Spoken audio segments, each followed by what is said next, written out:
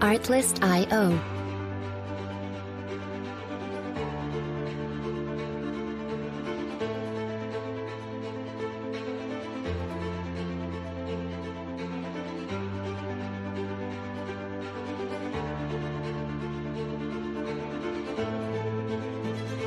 Music licensing reimagined.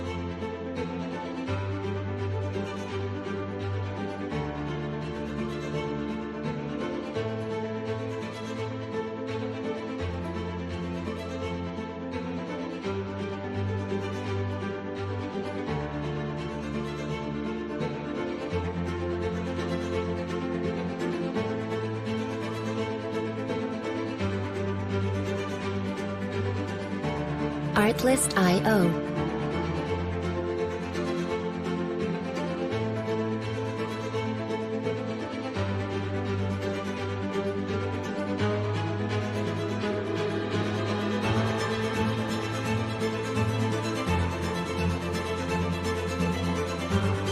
Music licensing reimagined.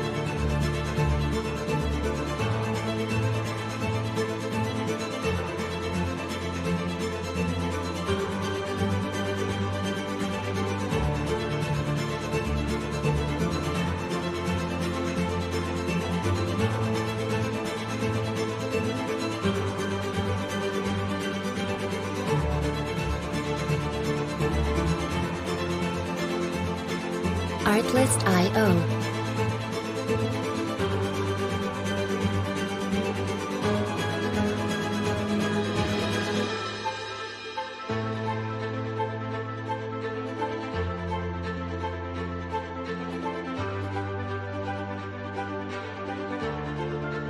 Music licensing reimagined.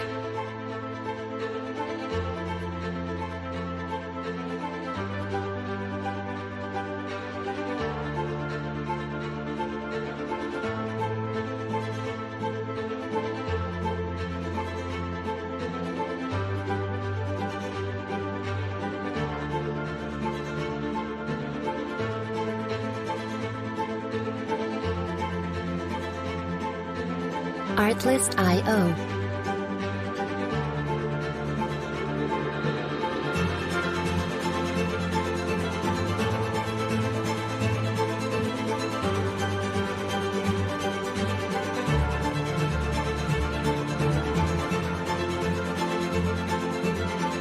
Music licensing reimagined.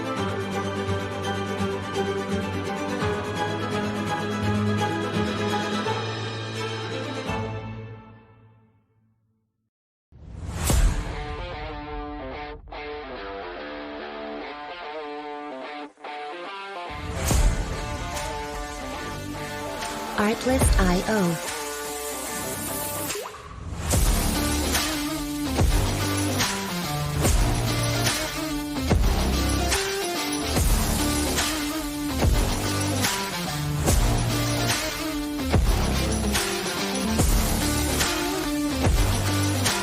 Music licensing reimagined.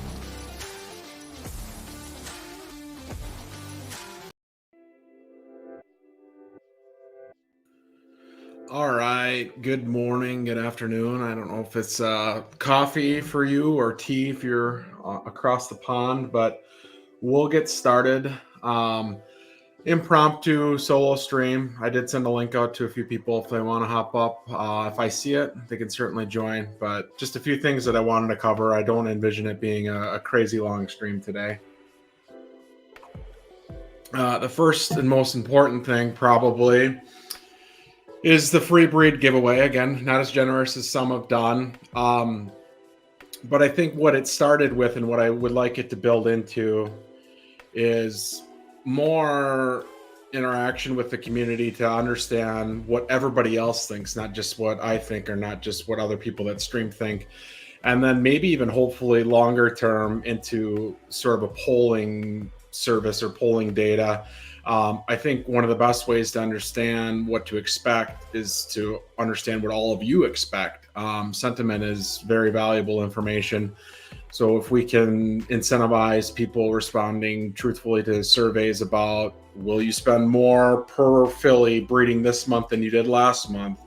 What part of the schedule provides you with the most frustration? Those types of polling questions, I think, can inform how we should approach our behavior. If people are frustrated about not enough claimers, then does that mean that ultimately we get more claimers and that's a targeted market spot that you could start to acquire horses at?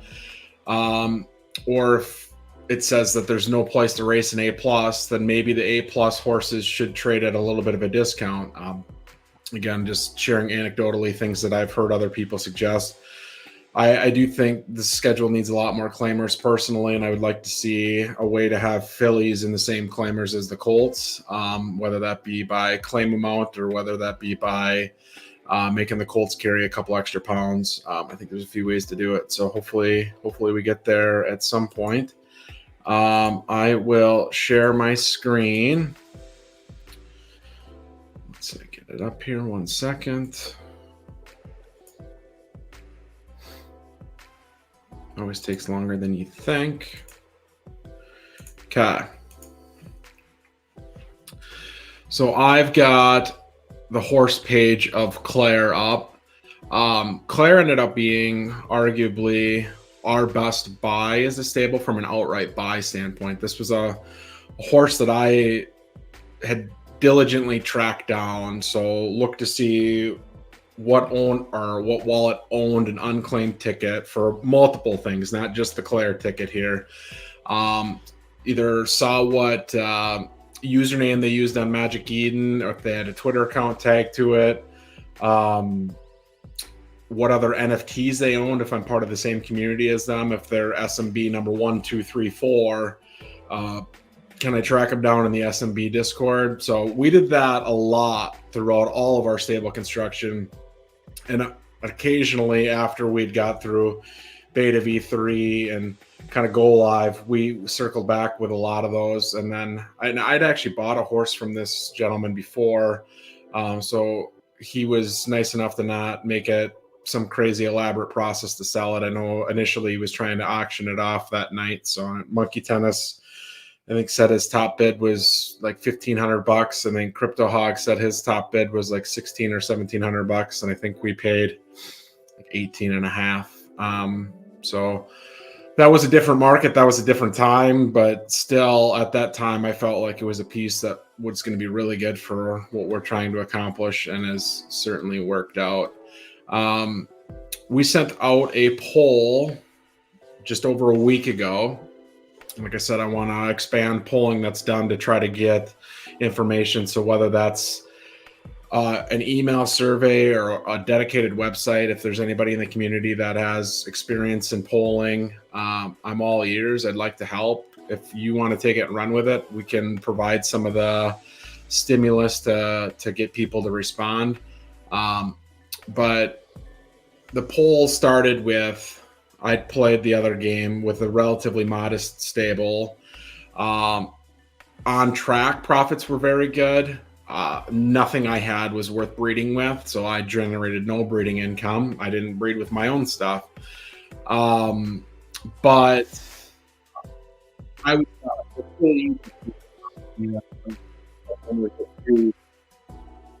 it's pretty easy. You can sell covers at 2 ETH a pop in the heydays of it, and you can race at the same time. If you have a mare, you can drop a foal and race at the same time, and race the foal maybe even in the same race as the mare. But it seemed like the decision making at the top was easier. One, you assume they have a fairly limitless budget, and two, they just have better pieces and options available to them that you don't have. And in the spirit of that, I wanted to say, like, when I was in that, I was the little guy. I felt like, yes, I could have done that. Give me that opportunity. I could do that. Now, working with some people that we're working with here at Absolute Horsepower, I have that opportunity. And like I said, when I thought I could do it, that doesn't mean I don't think you couldn't do it either. So I love getting your thoughts and opinions on what the right decision may be. So for Claire, we suggested 4 options that we could breed with. I said if we got 40% on one option, we would honor her, and in 50 community votes, or no, it was 25 community votes. we would honor that request. We got like over 50 votes, 33 actually written responses, which was what's going to qualify you for the giveaway when we run the duck race here in a little bit. And I just thought it went really well, so we'll try to continue doing that forward. The 4 options were Cossack out of Big Brain Stables. I've got him pulled up here as well. Really appreciative that this horse retired. I guess I would have loved if Galad, their other right turf monster, would have also retired at the same time. It's been a little bit of a crunch on our earnings potential, but certainly Cossack probably would have ate our lunch a little bit at 4 furlongs, 5 furlongs, and even 6 furlongs.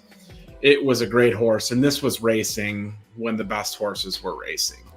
So for Claire, again, about the same total race count, a lot better on the earnings side, but again, racing in what are smaller fields of Gen 0 horses after the best Gen 0 horses have retired. So really similar distance profile from a results standpoint. The other chart that used to work a little bit better than it does now is the box and whiskers for your times at a specific distance. I hope the team kind of looks into that because it used to be useful, but now it seems to be glitched out.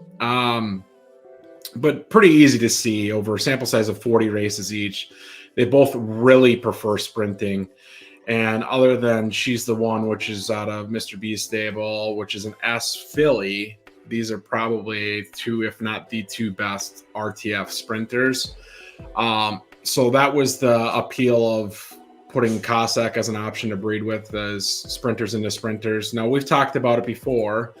When you look at Cossack, he has S- speed and S stamina. Like, you would want the S to be in speed and the S- to be in stamina if you were like trying to create this perfect sprinter. But based on how RTF pieces were when they were retired, you have this very similar dynamic for all the pieces. The highest 2 grades are start and stamina. And speed is always a little bit lower. So how do you get speed into RTF? Or is Cossack's speed, even though it's an S-, if we think about grades being radials, not all S- stack grades are the same. So could that be a very strong S- speed? And that's why he excels at sprinting. Or is the start almost an S+ start? But this horse was an S-, and it would beat basically any of the S horses in sprinting other than She's the One. So something made it a very good option.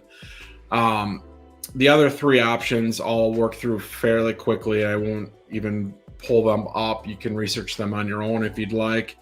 Better Than Most out of RVA Racing Stables. I admittedly didn't realize it at the time, and this is where, if you want to say the little guy can do it as best as the big guy, here's where the big guy gets too bogged down in the weeds and doesn't even realize that what I was proposing was an inbreed. Now, we've done some inbred horses, and those were intentional, and one's racing, and it's been reasonable. And the resulting foal was kind of your averaging effect, like what you would have expected, both for preferences and subgrade. But with an asset as nice as Claire, it's a little bit more risky to take on the inbreed situation. But certainly Better Than Most has, I believe, the most preferences of any S- colt, and kept an S in temper as opposed to the rest of the S-. I think that dropped down to S- in temper. And if we think temper is kind of a breeding consistency as well as racing consistency, maybe it's an appealing S- colt, but not in the case where it's an inbred. The other 2 options that we listed were Durban Poison, which I think is owned by Sting or Stingray, a Tensor guy. Shout out to Tensor, an amazing product. Managed by Wolof of Wolof Farms. In that case, it is the best colt scuba. So we talk about serial numbers, backgrounds of horse JPEGs. Scuba is the one that looks like a scuba diver. It's 9923, provides basically stamina at all the archetypes that it's able to breed in. Durban Poison was the best in class at that. Now, there's a few other options that exist. I think Flushing Meadows is even on the marketplace listing, I think owned by Monkey Tennis. Shout out to him. That is, of the three, I think slightly worse than the other two. And then the one in the middle is Big A out of Crypto Hog or Iced Hog Racing. We use that with a lot of success this last breeding window of the foals that we just got, not the ones that are coming up. So we bred externally, but we decided to not pay up to go to Durban Poison when Big A was, I think at the time, 8,000 Derby or $100, and Durban Poison was, I think, $500. Now, if Durban Poison is 250 and Big A is 100, do we do things differently? I think for our top fillies, we probably would. Like, if you have a really great filly, you probably do yourself a little bit of a disservice not breeding with what on paper appears to be the best possible option. So we may circle back there, and I do want to have a conversation about expectations for stud fees and what breeding is going to look like next season as well. So I'll keep some of the commentary for that. The fourth option was Jupiter. So Astro, the background looks like an astronaut of the JPEGs. 9922 RTF. It's the best colt Astro at RTF. The other one that I can think of off the top of my head is Indian Wells, also owned by Monkey Tennis. Jupiter is owned by us. So not only is it kind of that best in class on paper, some of the early breeding results have me a little bit frustrated. But on paper, it's the best. And then when it's in-house like that, you pay 20% of whatever the list price is. So we have Jupiter listed, I think, at 32,000 Derby. That's not going to change in all likelihood. That's $400. So we would pay, I think, $80 is the math on that if we bred internally. So Cossack is listed at $100, I believe. So we'll pay $20 more to breed with Cossack to try to get that sprinter on sprinter dynamic going. But I appreciate all the input that everybody had in suggesting what they would do. This is the first time I've used Duck Race. I did have to run it once just to make sure I knew what the heck I was doing. I'll die with the secret of who won the first test race, but I do know I've got 33 names in the list. Those 33 names are the Twitter handles of the 33 people that wrote written responses to what they would do in this breeding situation. We'll run it for 30 seconds and we will see who wins. So let's kick that off. Good luck to everybody.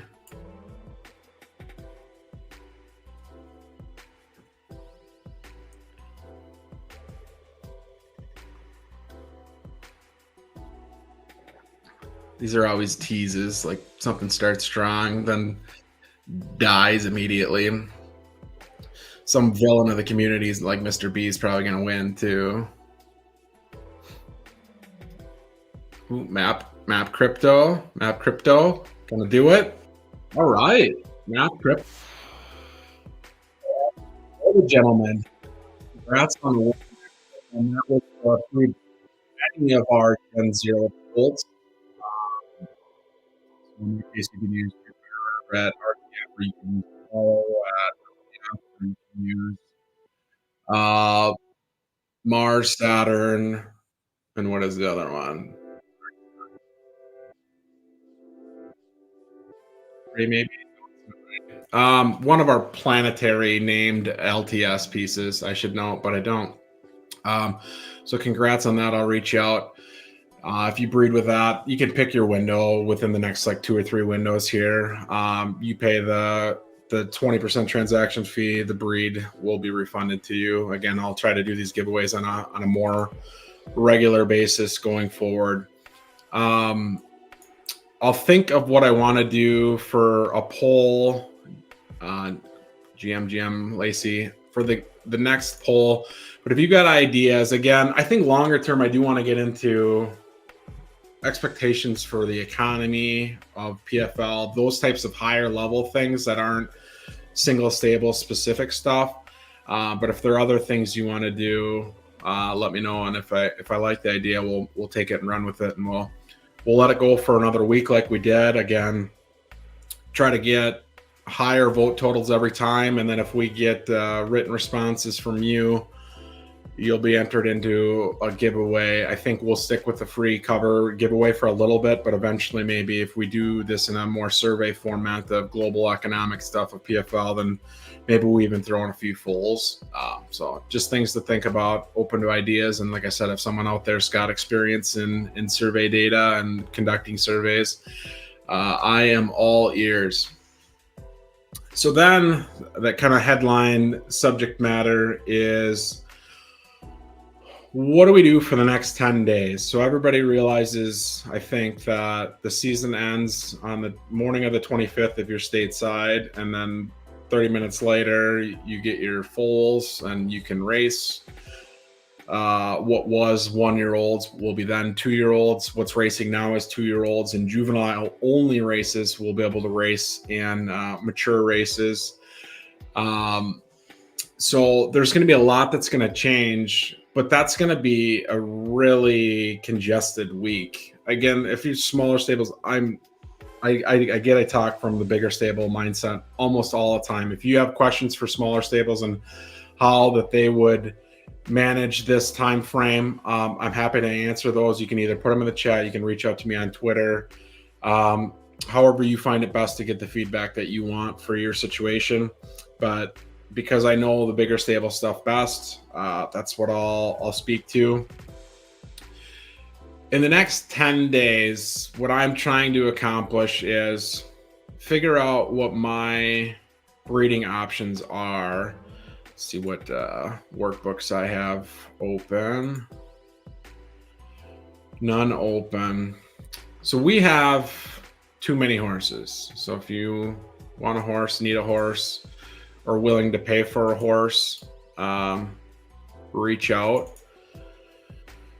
So we kicked around some ideas of what to do at LDF, LTS, and RTS. Again, a lot of these going external. Big A would be Crypto Hog, Better Than Most is RVA, Trotsky's Grape Syndicate, Cossack is the Big Brain, Right Turf, Earnest Money is Brad, LTS, Blood Moon's Eddie, Morningwood and Shawnee Bear are Eddie, Apollo's our own. So as this one's drawn up, and I'm not saying this is what we'll do, but of our, 65 breeds, we've got 6.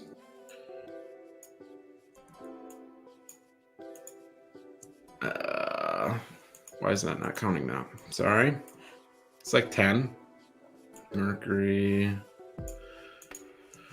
So of our 65 breeds, we're looking to maybe only do 13 in-house if we kind of go with version 2 of this breeding result. I would encourage all the large stables out there to use other people's stables to a certain extent.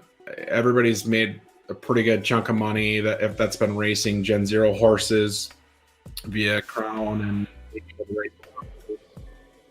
nice to see everybody get outside of the stables and pay it forward a little bit, whether that's with other big stables or if that's with smaller stables. I know Lacey had bought a Neptune off of us, which is a really nice A+ LTS. Now that it's not in a bad guy stable, potentially people could breed with it a little bit more. So hopefully we see stuff like that. But when you have a big stable or big operation and you can take 23 covers at LDF alone, that's when we start talking to stables to see, if we throw you a dozen breeds that you maybe wouldn't have got otherwise. Because right now it doesn't seem like people are acting at capacity. You get a few of them, like you get Mr. B on his crusade to ruin the game with Serenity now at 4,000 Derby.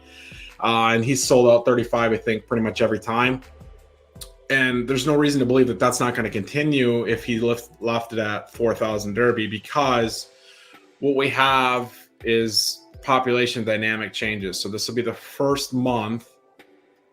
Sorry, I'm pulling up the Power BI from the Gap data, guys.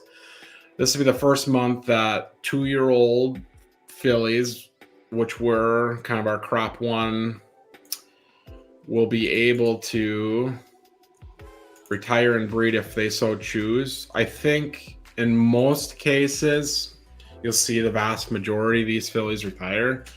I think economic incentives are just aligned such that it's more profitable to retire and breed than race fillies. Now, long term, that's not sustainable. You need people to want to race. Otherwise, there's less money in breeding eventually. But we've got 659 2-year-old fillies racing currently.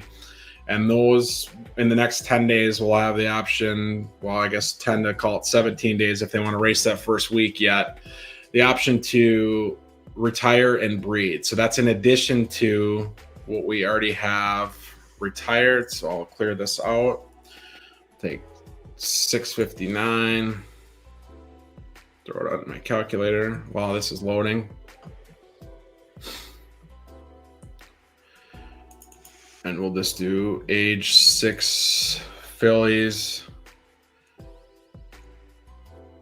1795. So 659 is what can be added to the breeding population. That would be, I should be better at math than I am. So let's say 659 is new, 1795 is what was there. You get a total of 2454 possible horses to breed. Of that, these crop 1 fillies represent 27%. So you're increasing your supply by more than 27%. You're increasing your supply. I think this math is right. Someone can tell me I'm an idiot later if they want to. 37% more maybe, or that might not be right, but you get the drift. There's going to be a lot more fillies, which should mean a lot more demand for colts in the stud barn, which could mean if the Crusader himself, Mr. B, wants to raise Serenity Now and his other stuff, Born to Run, from 4,000 Derby to say 6,000 Derby, if you've got an extra 659 fillies that could breed, could you still fill the 35 if that's what your aspirations are, even if you raise the price because of more fillies in the population? Now, the flip side of that is because he's already well on his way to ruining the game, most of those fillies might have already bred with Serenity Now. I'm not sure how many 2-year-old, we can try to find out quick, I guess. I don't know what our filter capabilities are on progeny, but if I go to, and I rip Mr. B because he can take it. He's one of my favorite people in the entire community. He tries to keep me in line, but it doesn't work, but it doesn't stop him from trying. So I appreciate that. Yeah, I don't think we can filter on the progeny tab yet. Shout out to a suggestion if anybody wants to make it. But I think on the progeny tab on the website itself, it would be very beneficial if we could filter for gender, age, whatever you really want to. If you want to filter by archetype, if people are trying to do left turf firm with left turf soft horses and you want to exclude those, I think all of those things are pretty good suggestions. But let's see if just by eyeballing it, which is going to be hard because he's got so many progeny. There's one that could come off the track that in theory couldn't breed with Serenity Now, unless he wants to inbreed. Maybe it's not as bad as I thought. All right, I'm not going to subject you to the refreshing of the page. But take those things into consideration. So what we had was we had a lot of guys breed in-house for the first 4 months. That made sense in some respects because there was a lot of uncertainty of what money was in the game. This was before Crown went to 41 cents. It was hovering around 4 cents, maybe 3 cents in some cases, 5 cents for a lot of that. So people were taking practical decisions to save money on breeding. Well, if they bred with, I'll use Better Than Most, one, because I know the example, and two, because I gave him props for being a nice horse earlier out of RVA Racing. If RVA used Better Than Most for all of his Gen 0 fillies in the first crop, So when he gets to retire those this season, if he wants to, he can't take those crop ones that just retired to better than most without inbreeding. So you're going to have some supply push away from the ones that were used very heavily. Will it be more than enough to stop those horses from getting 35 if they want to? I don't think so. I think they'll still get 35. But what I would like to be able to see is an expansion of the decision-making process in the breeding barn. Is when I look at breeding revenues, and I mean, if you taking advice from me on how to generate breeding revenues, you're probably taking it from the wrong stable, because I think our stable stats are pretty putrid, despite having like seven or eight really good Gen Zero colts.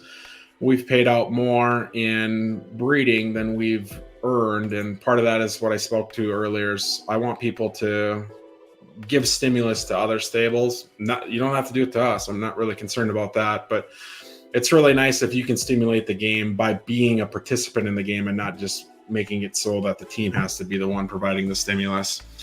But I think if we could get the Serenity Nows of the world to 8,000 Derby, then you get the Zaras of the world to 6,000 Derby, and you get the Neptunes of the world down to 4,000 Derby. And because they're at different price points, that gives people optionality. That makes for a much more interesting breeding economy. I think it makes more diversity in the population as a whole.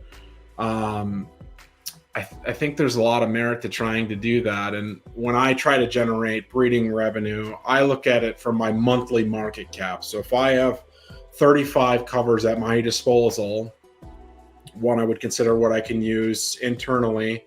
But two, I want to know what's the number I want to generate. So if we have Jupiter at RTF, which I said is kind of, in my opinion, underperformed as a breeder so far. We did go to Jupiter season one. Most of that was because on paper it was the best Aster option, as opposed to it being an internal breeding option. It's more of a convenience that it is. He only sold 2 out of 35 covers last season. Now, if I price him at 4,000 Derby, I am 100% positive that he would sell out. That's 140,000 Derby at 4,000 a cover, 35 covers. He's at 32,000. He sold 2. You've got 64,000. The difference is I'm leaving 76,000 Derby on the table, about $1,000. That's not an inconsequential amount of money. Mostly I'm okay with that because I'm super competitive. Anybody that was around me during the Vikings epic disaster on Thursday understands how much I hate losing. I'm wearing the Gophers hoodie. Probably burn it when they lose to North Carolina today. I don't like to lose. I don't like to sell anything to anybody else that is going to beat me. And that's hard because in this game, we're early enough that I definitely need to be selling stuff that is capable of beating me for sustainability as well. But from a cover standpoint, you don't always necessarily have to do that. If I keep this in tight supply, like I said, I'm not leaving that much money on the table. It was about $1,000, but we brought in about $1,000 breeding it as well. And all of those horses that went to better than most the first month, whether it's RVA specific horses or Indian Wells or Big A or Flushing Meadows, all got used a ton. If they can't use those options again, and they can't use any scuba again, if it's Flushing Meadows, Big A, chances are there's going to be some rotation. And that's where I think, one, pricing up in general would be nice. I'm not expecting to convince anybody on this one, but I think it would be a good thing. And two, I think the people that have priced up are going to get rewarded a little bit here. So you're going to see like the Durban Poisons of the world that I don't think he's really sold many covers at all. And he doesn't have as many fillies to use with it as we do. So we're in a nice spot where if other people don't use our stuff, we'll eventually get to it ourselves. I think it's off the Bandito. That's not going to be right. If I just go to stats and try to find horses. Durban Poison. Not currently racing. Well, I would guess Durban Poison's been used 10 times. If someone knows, they can pop it in the chat. Let me get caught up a little bit on chat here. I get in my ways of talking and not reviewing. Yeah, I love Lacey, Mo, regular contributors, regular listeners. I saw David was in here at some point too. Lacey's talking a little bit about Neptune. Mo's talking about the horse he got from us as well. Congrats on that. You timed that pretty damn well. I'm pretty impatient when it comes to selling stuff. So if you see something listed from us, chances are in like the next day, if not the next like 6 hours, we'll slash the price like 2K to 5K, depending on how good of an asset it is. So I even know I heard Mo say we didn't give him much of a streamer discount on that, but that's likely because we're always at the bottom of the market pricing wise anyways. We have more horses. We don't need to get top dollar for every horse that we got. So if you see something out there from us, I think it's normally priced to move. And I guess if you want to wait and risk someone else not buying it, chances are I'll slash the price shortly thereafter. But that was just before kind of the game had really blown up on the marketplace. So the coin had been doing well, but from a marketplace perspective, we hadn't seen the blow up in pricing. So that's good. I mean, a lot of it is what we like to call the 360 win stimmy, but we are seeing new stables make meaningful purchases. I've seen Camino Gaius is two people that I know from the Solana or crypto space that I didn't anticipate being involved here aren't Zed people. So it's nice to see people like that getting involved as well. Yeah, I see some commentary between Lacey and Mo on MJ and his tools. I think I probably have to spend some time with MJ myself because I'm just not as familiar with them. And unfortunately, I haven't been able to catch too many of his streams about Photo Finish Live. So it's something where I think I need to just sit down with him and get an understanding of how he envisions using them. And I know, to your point, Mo, you certainly have used it on your streams when it comes to handicapping a specific race. But when it comes to handicapping a specific race, I personally am less concerned about trying to find tools, because what I really want to do is I want to actually look through results, because with the racing environment that we've had for the past, call it 4 months, there are blind spots. So we just looked at it. If I go back to them, Claire versus Cossack. Give me a second.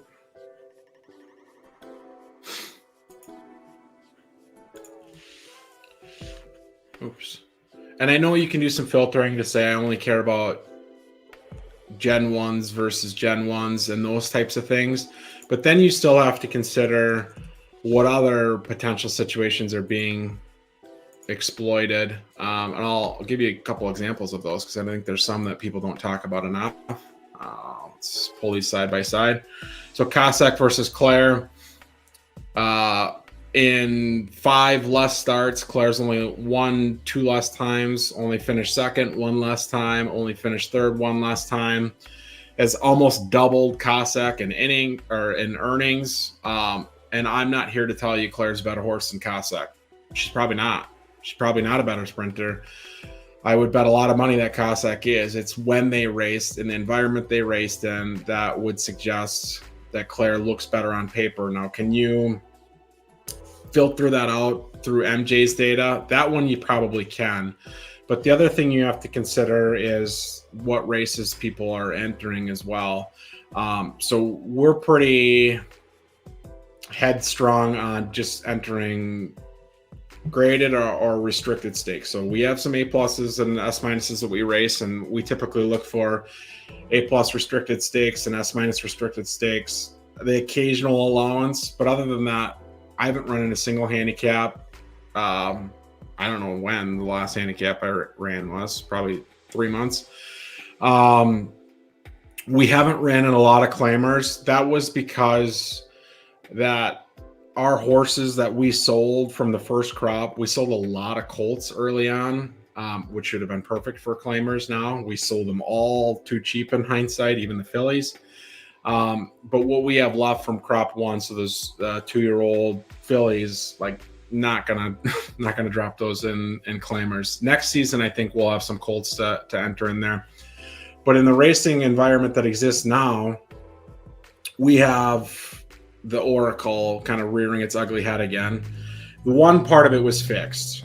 So it initially had been, if you fill a race, so 12 out of 12 horses or 16 out of 16, whatever it ends up being, the Oracle decides that there's been demand for this race. It creates another race lobby. If it fills 12 out of 12, 10 hours before the race was about to run, that second lobby will be set up to run 5 minutes after the first race was set to run.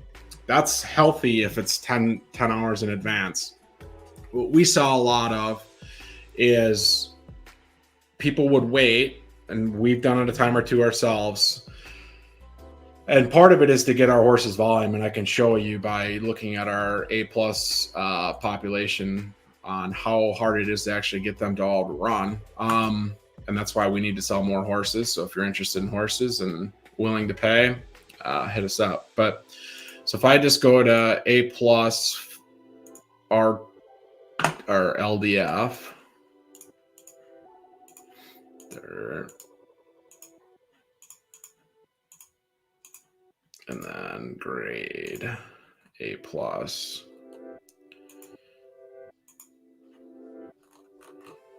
Apply filters. And go racing. Okay, so we have 5 that basically all have about the same preferences. They're all fillies. They're all 2-year-old. If there's one A+ restricted stakes race a day, and that could be soft, the next day maybe that it's firm, it's really hard to find 5 races to get all these horses in there. So when I said the Oracle issue, if a race was like 10 out of 12, we would maybe put 2 of these in that same race so that we could create another lobby, have the Oracle create another lobby so that we can enter another 2 or 3 if need be to get that other race to run, to get all of these horses to run. But what ended up happening more often than the 10-hour scenario that I gave you earlier was people would wait, like literally wait. A lobby would be at 10 of 12 or 11 of 12, and they would put a horse in so the race would fill when there's only 10 minutes left in the horses being able to enter it, or 5 minutes left, because the Oracle treated those the same. They said there's demand for this race. We'll create a second race with these similar parameters, and that second race will run 5 minutes after the first race runs. Well, if you fill a race with 5 minutes left to register, and the next race is 5 minutes later, then there's a new lobby of 0 of 12 horses that has 10 minutes to get 4 entrants in there. And you're seeing a lot of people take advantage of that. One, from a crown standpoint, it's obviously more beneficial for you to race against 4 horses than 12 horses from a crown standpoint. And 2, it probably gets you a lot of easier fields, if not easy wins, because if the A+ is sought after as a restricted stakes race and you have a good horse, you're not really concerned about the other 11 horses in the race. Maybe in that case, you actually want a 12 horse field, because when you win more. You don't care as much about the crown from that given race. But yeah, we certainly saw a lot of people trying to get the second iteration of a race, a V1 race, and taking advantage of that. So that was all to say, like, I think gap data, MJ's tools can give you some good stats to work off of, but I still think you need to review the individual horses to understand how did they accomplish what they accomplished, whether it's how many entrants were in a given race, which I know MJ has some stuff on, but how tough of the field, because I think anybody could expertly manage a horse to make it look better than it does. So when I talk about V1, if you just search in the races tab for V1, these are all of the races that are created by the Oracle because the first race filled of its 10. And here's probably an example of what I'm talking about. So Old Mountain Allowance runs at noon my time. If I take the filter off V1 and I look for Old Mountain,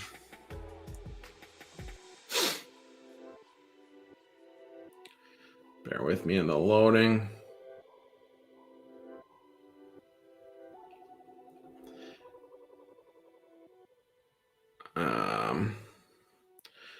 So this one closed. What I don't know in hindsight is when the last entrant entered this race, but here's a good example of what I'm talking about, of how you can take whatever stats you want and they're probably lying to you a little bit, because maybe there's an A+ in here, but it's a good A+.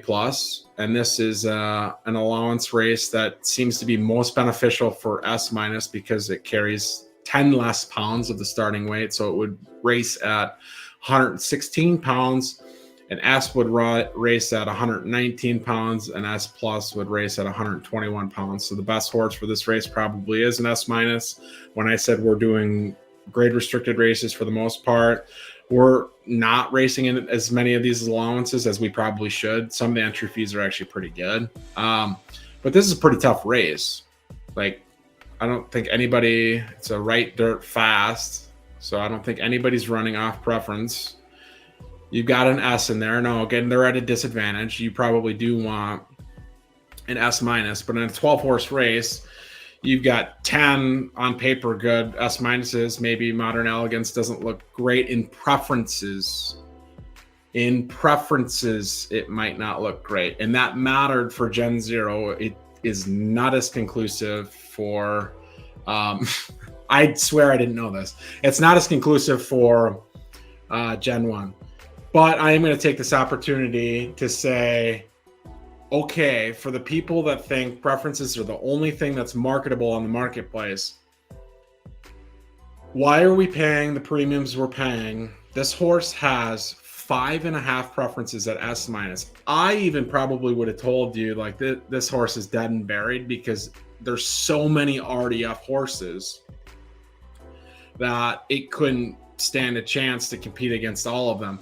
Yet in 18 races, it's won 9 races, and it's hit the board in 12 out of 18. I think my math, which should be better than it was earlier, it says that that's 66.6 repeating % of the time, and wins 50% of the time. It only has, what did we say, 5.5 preferences. So I'm not naming names here, but I'm sure I can find better horses that don't have the same stats. 7 starts, only won once, hit the board twice. 14 starts, won 3. Second twice, so 5 out of 14. Win rate about 20%, something like that. Not terrible, but look at those preferences: 3-star firm, 2.5-star firm, 2.5-star dirt. Like, that horse is better based on what the market's telling you.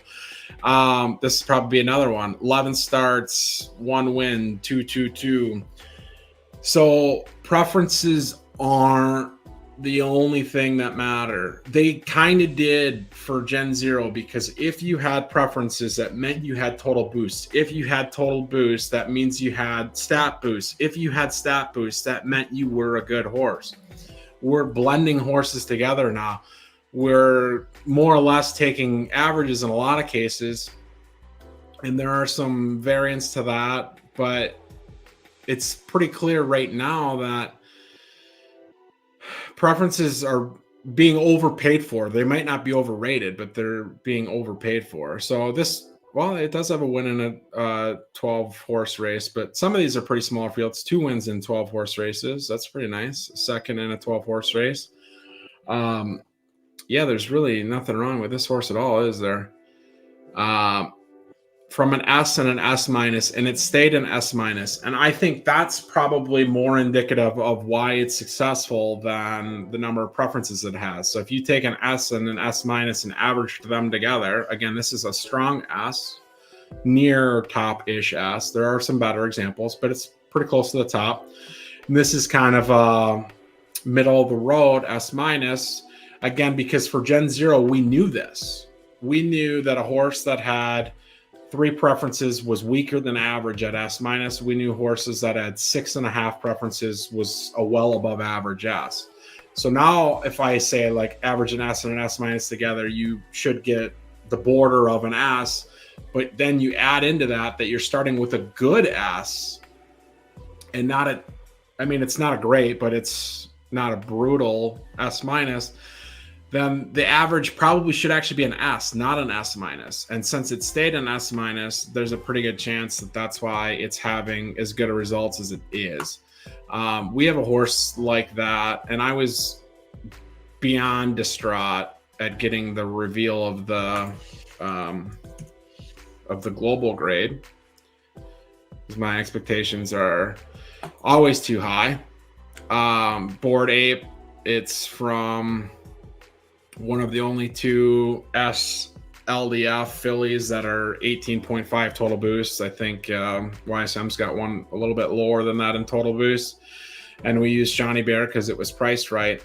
So you take a very strong S and a very, very, very strong S minus, and you would tell yourself like the average of that absolutely has to be like a middle S. It came out an S minus. Now maybe it missed on a radial somewhere, or sorry, a whisker somewhere in the breeding reports, and that's why it stayed S minus. But in 12 starts, it's winning 33% and getting first or second 75% of the time. It's only missed the board one time. And if I look at the races, it's not small fields out of 12, out of 12, out of 12. That's a small field out of 12, out of 10, out of 12, out of 12, out of 12. And those are all, so the grayed out ones mean restricted stakes races. This is a graded stakes race. So none of these are allowance. Well, there's one allowance here, sorry. 2 graded stakes, the rest restricted stakes, and 1 allowance. So that's tough fields for a horse like this. So it seemed like a bad outcome on paper. And certainly I understand, like, when I'm saying preferences aren't the be-all, end-all, like this horse would have been marketable because of its preferences, but I don't think the preferences are what's making it good. I think what's making it good is that it really probably should have been an S, is an S minus, and then if you can take that and run in S minus restricted races, you're going to have very good results. We certainly don't know how aging is necessarily playing into this. We're just starting to maybe see, let me see if I can find it. I mean, the team said aging never existed for Gen Zeros from an effect standpoint. I don't necessarily agree with that, but some people certainly believe it. Let's see. Bear with me. If I can't find it in like 30 seconds, I'll give up on it.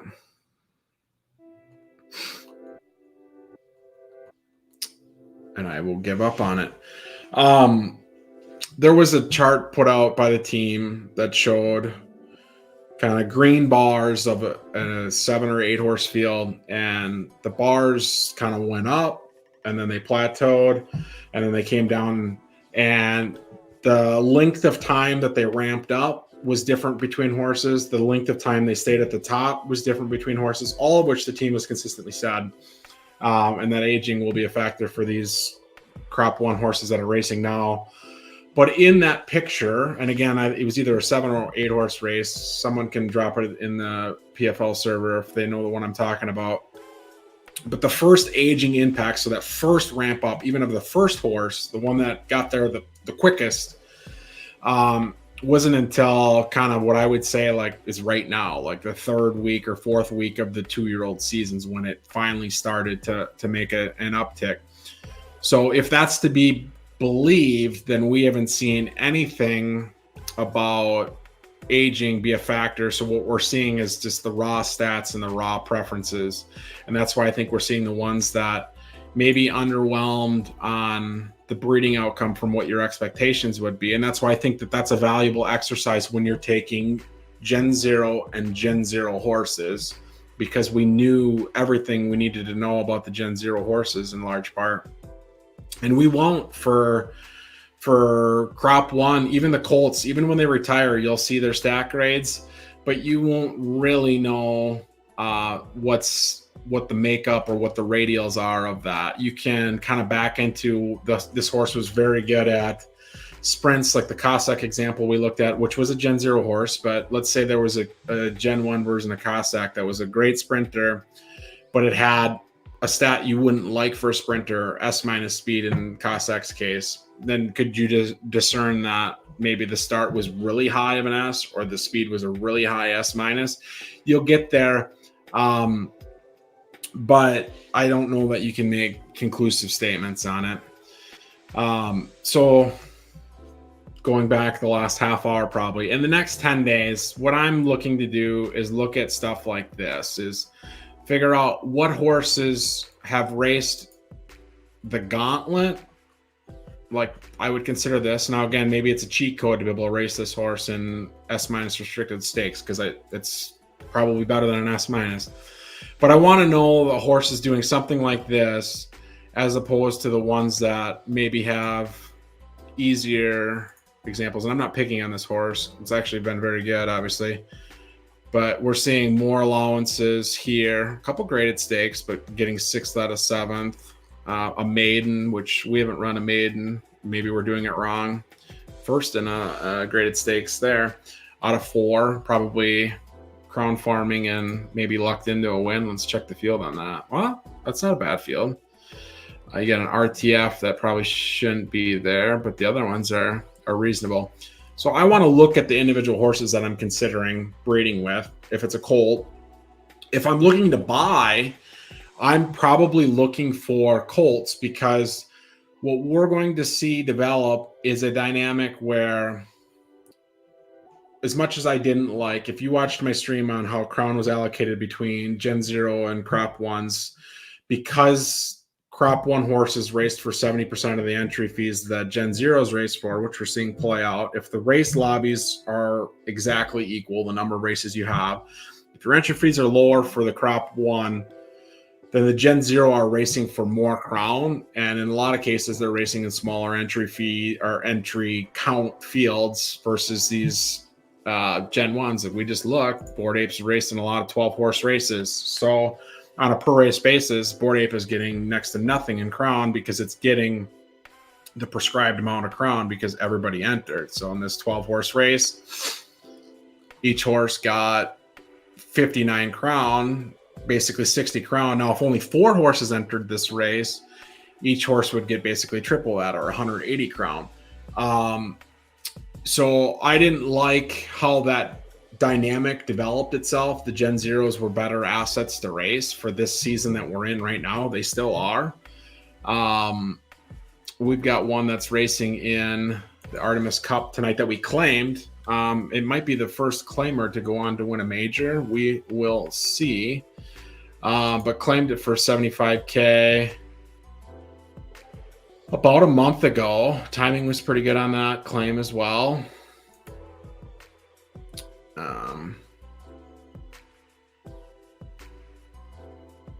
Bear with me.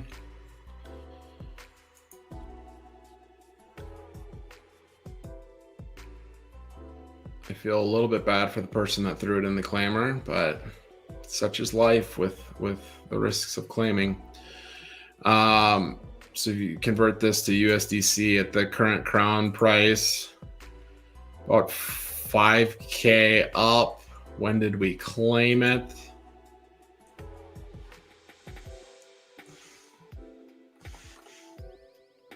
Oops, sorry.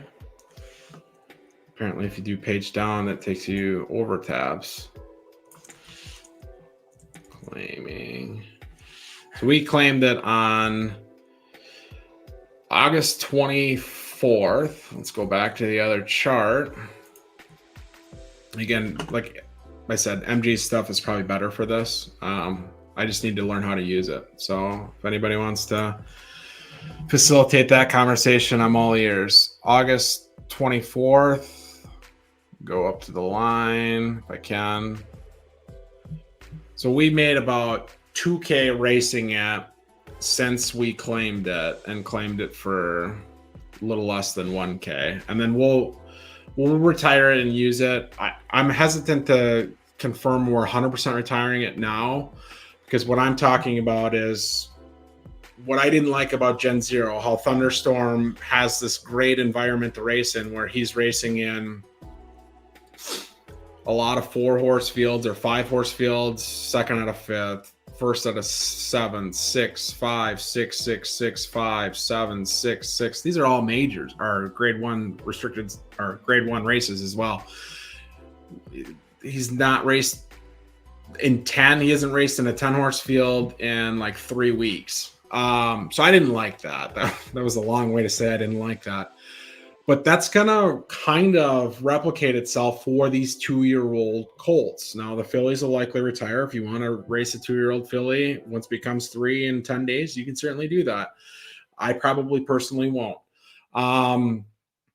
But the colts seem very viable as racers as 3-year-olds, because they don't race in juvenile races anymore. They'll race for 100% of the entry fees as opposed to 70% of the entry fees. And our expectation is, I think, a community, some may disagree, but I think the consensus is that these crop 1 horses, once they're 3 years old, for sure when they're 4 years old, but when they're 3-year-olds, they're going to kick the shit out of the 7-year-old Gen Zeros at that point. So you're going to have the same thing play itself out. You're going to have Gen Zeros that still exist, but they probably won't be as competitive on the track. So maybe they still race. Maybe they still try to crown farm a little bit. But the crop 1 horses are going to have those mature races, the non-juvenile races, more or less to themselves, while the crop 2, what is 1-year-old now, which will turn 2, which we can race in 10 days, will have to race the gauntlet that is these juvenile races. And certainly these crop 1 horses are going to race against more and probably better competition. But if you take, let's call it 80%, 90% of the fillies out of the population. So we said there was 659 fillies that are going to be retirement age in 10 days. You take 659 out, and then you probably take some colts out, because some colts will go into the stud barn thinking that they'll get stud fees externally, or they can use that stud internally. Our best example of one that we would have a decision point on is Dirty Diana. It's an S. Oops, I didn't want to click into the race. It is, and it hasn't had great results. Certainly not. It's another one where preferences might be overrated. 13 starts, only 1 win, only hit the board 4 times, and it has 8 total preferences. But it's only one of one. It's our own Jupiter, underwhelming, and our own Diana, 9 of 9, S-. That was an absolute killer on the track. So this looks good on paper, right? Because you can breed with Jupiter, which has, that is, 6 preferences? 6. Or you can breed with Dirty Diana. You're still only using one of one. You're still only using Astro from Jupiter, and you go from 6 preferences to 8 preferences. Now, is the foal from an S and an S- better than a top S? It probably isn't, but if preferences are everything, or it got a good roll, then maybe it could have been, or maybe it is. Maybe just ages later. All those things could be an explanation, but if the fact of the matter is, if you take this and put it in the stud barn, people are going to see these stars and get googly eyes, and they'll probably click on it. I don't think we're going to retire him. I think we're going to hope that he's a late peaker, and I think we're going to hope that he kind of crushes this meta of crop 1 colts that stayed, that forego the breeding revenue for 1 month. The fillies are out of the picture for by and large part. So you have a smaller population of not always the best horses, because of the best horses, roughly 50% of them are fillies.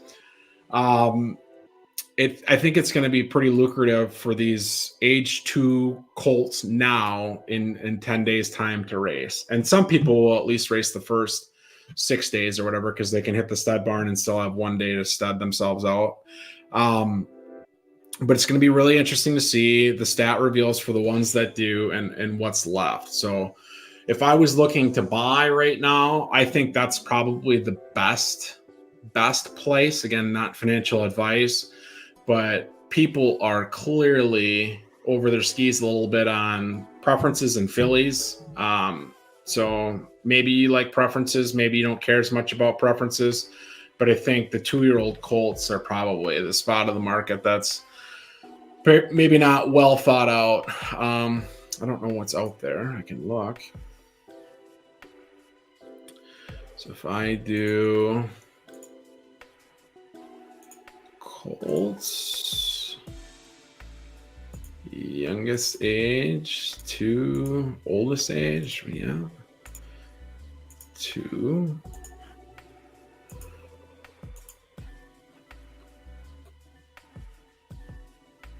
I will try my best to think of the little guy. I will do A- filters. There's only one. That's crazy. Let's see if we can get more. I suppose there's not that many, there's not that many A-, are there? That's the whole population breeding up problem. Yeah, A's as well. What do we have for A+? None of these are us. We don't have any colts listed as of this second. I don't believe. I can double check.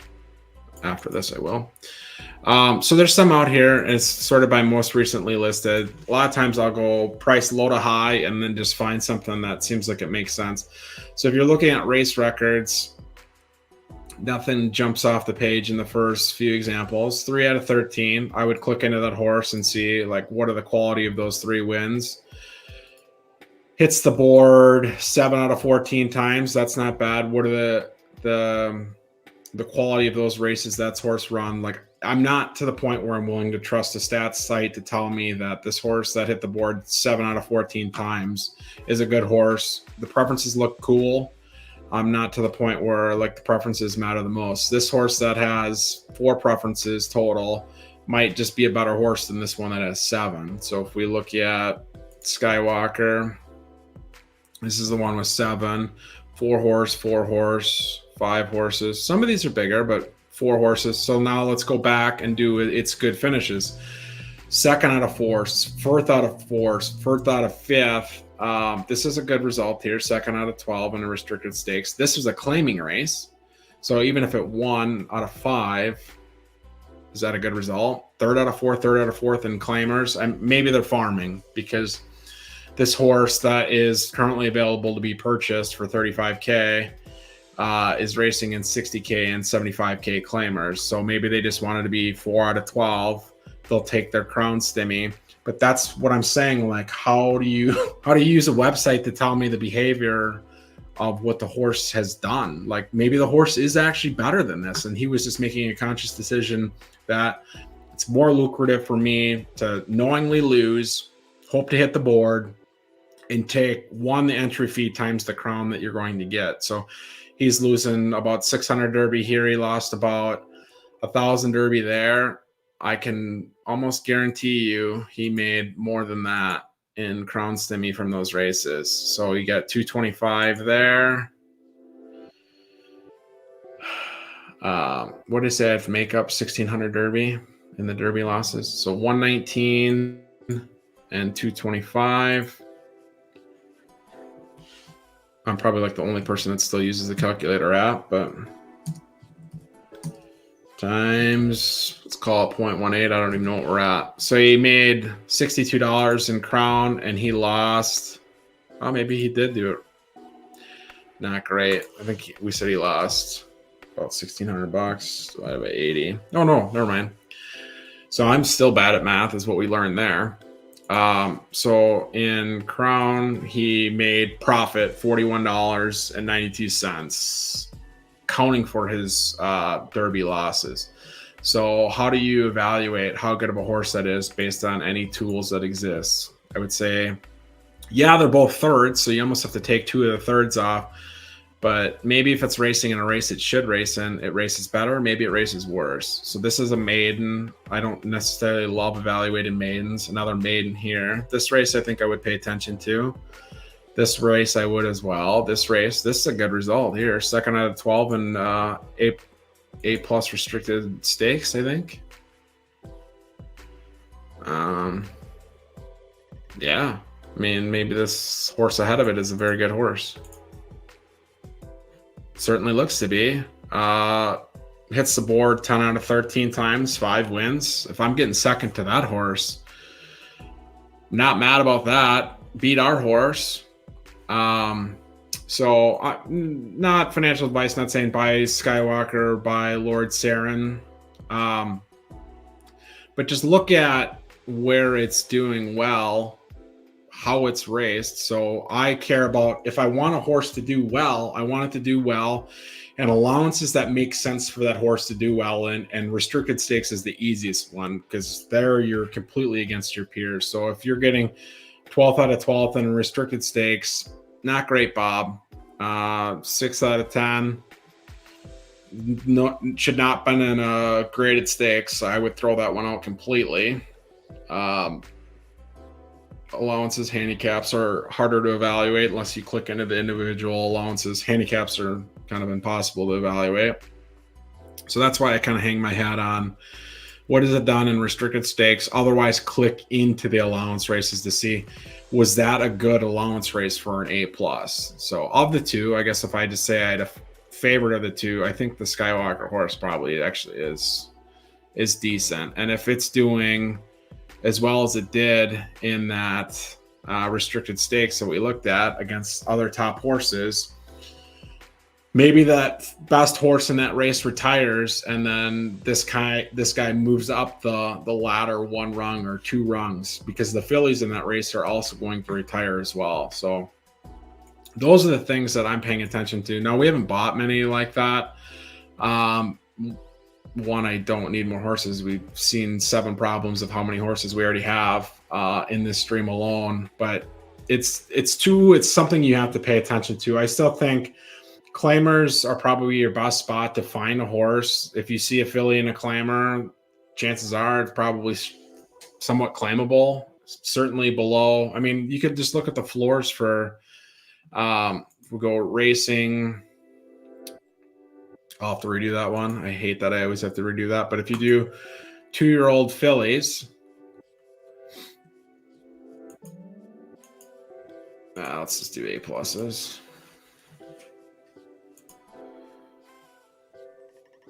And then we will do price low to high. Okay, so the current floor, and the floor does not mean that this is a good buy. Certainly doesn't necessarily mean that at all.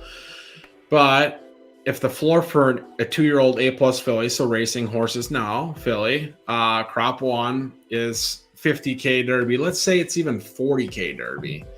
And you see an A plus filly and a claiming race for 15K claimers or 20K claimers or 25K claimers, chances are it's kind of a no-brainer claim. So you're not seeing a lot of examples of people doing that. I know there was kind of a famous one yesterday. I think Big Brain dropped one in a 50K or 15K claimer that got a bunch of claims.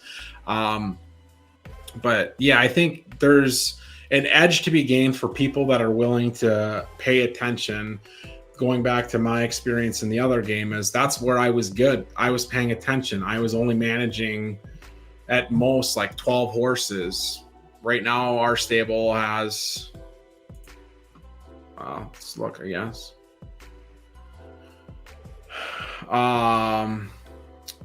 We have 29 racing age horses, 44 foals to be dropped in 10 days or so. Like, there's a lot going on that I didn't even check the lobby for this 75K claimer. So if you did, you're doing more than we did. And that's how you're going to close the gap with the top stable. So the quickest thing you do is you go to, and this is too late for this one, but you would, when in the pick selection window, you would go to expand all. You can see the gender in there. The first thing I do is scroll just to see if there's any fillies. Now, fillies not always a no-brainer claim. Like I said, go to the marketplace, compare it to what other listings are available. And certainly some colts could be claiming eligible horses here as well. You've got an 11 starts, 3-1-1, pretty good preferences. I would want to check the bloodline. Just to see kind of that averaging thing that we talked about with Bored Ape on our side of it probably should have been an S and ended up being an S minus. Like, is that why this horse is winning as well? Racing in 75K claimers. So then the second step of that process would be to go to the marketplace and see if you go to S minus colts that are racing.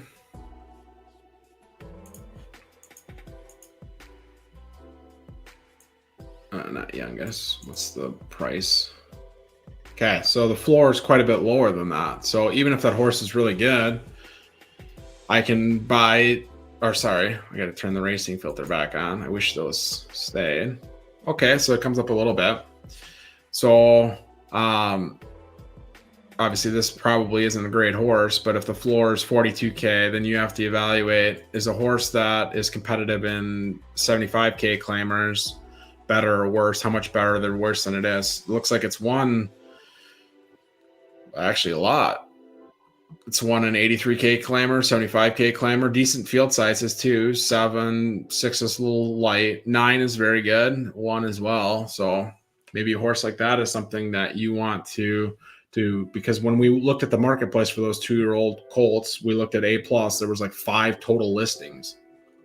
Well, I can guarantee you on a daily basis there's more than 5 horses that I would consider interesting racing in claimers. So if we think there's going to be a sweet spot in the market for these crop 1, 2-year-old colts, when they can race the mature races against the Gen Zeros, which we don't think are going to be as competitive, they don't have to face the juveniles. Most of the fillies retire. Some of the colts retire. Everything about their racing environment gets better. Then is a horse that's racing and winning in 75K claimers or 83K claimers, is that all of a sudden an S minus grade restricted race horse? Or can it race 100K claimers? Like, there's a few different ways that these can go, that the horse's upside is actually higher than it is today on September 16th. I'm going to go back to chat. I've been on some tangents today. I can tell I haven't had as much coffee as I should.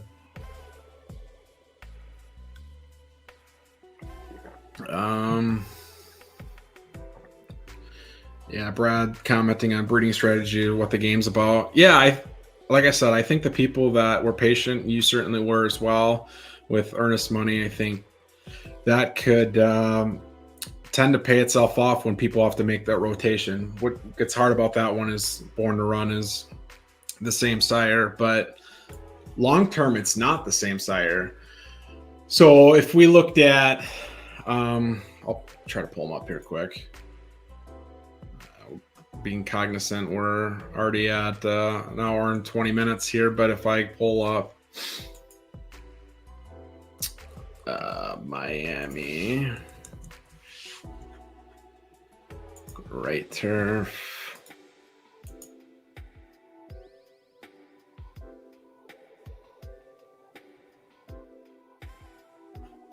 then I go to the Crusader against the success of the game, Secretariat, Born to Run,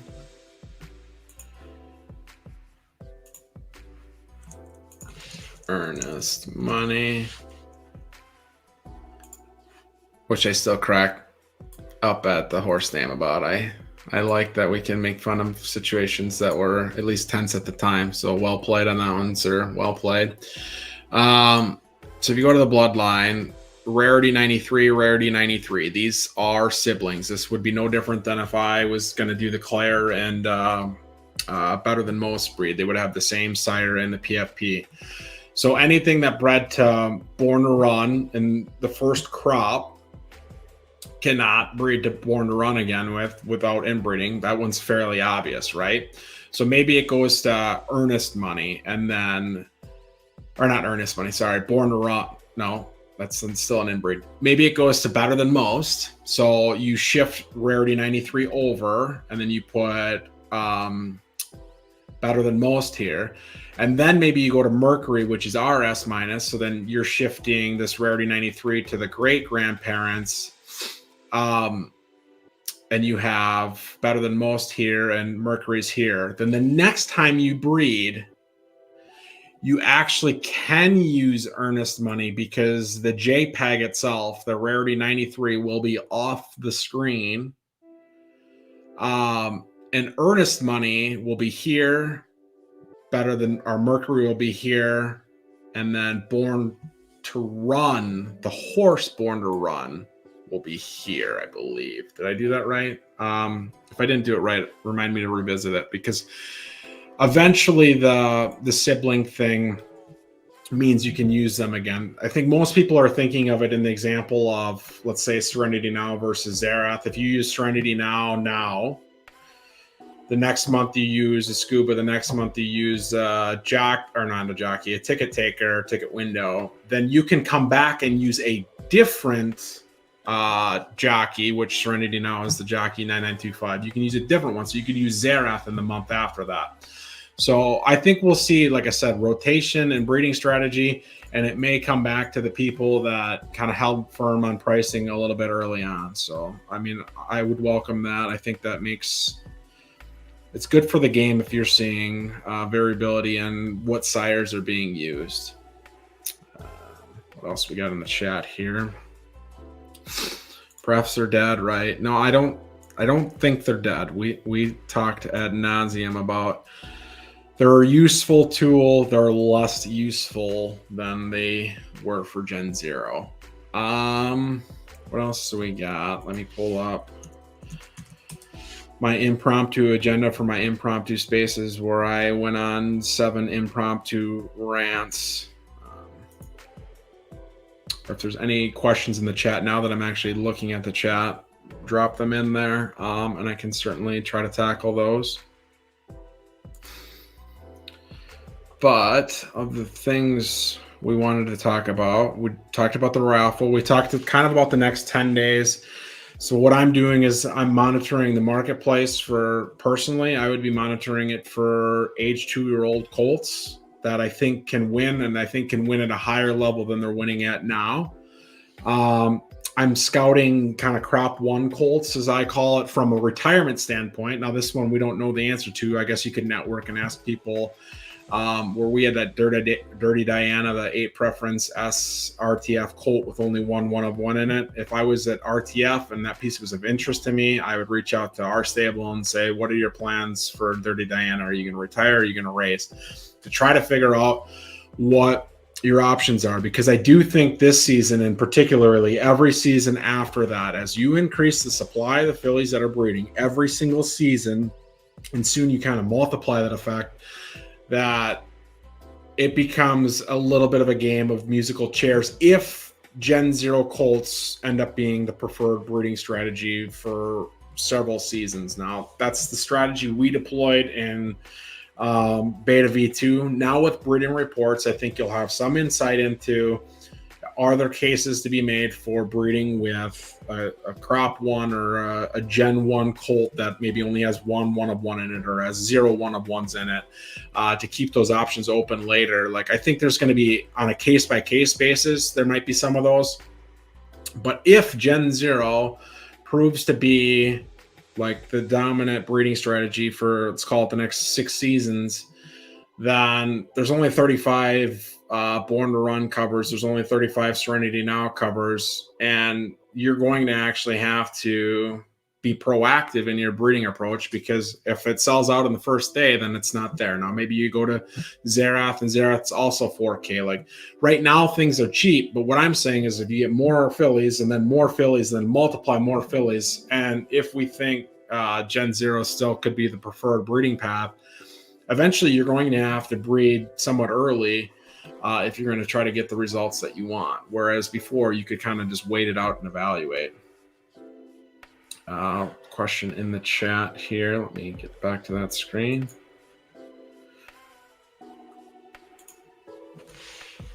Let's see what we got here. I'm just getting started. 2 horses. What would be your plan in my shoes for the next 10 days?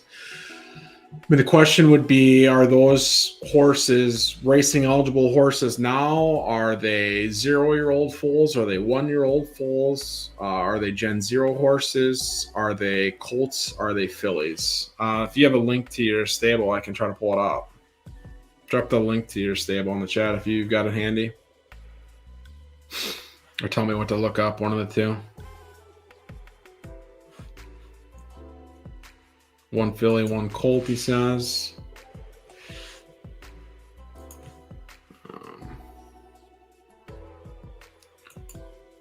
I'll wait for some more details to come in there, maybe, and just double check my... Oh, there. Well, so now, now you got the My Stable link. Here's a little trick for you I'll show you on the screen. If you go to My Stable, underneath your stable name, there's a stable ID and a little link icon there. Click that and then paste that in the chat, because otherwise, if you just click the link here of My Stable, if I type in that, it'll just go to my own stable. So you got to click this link here and it'll allow you to share your stable.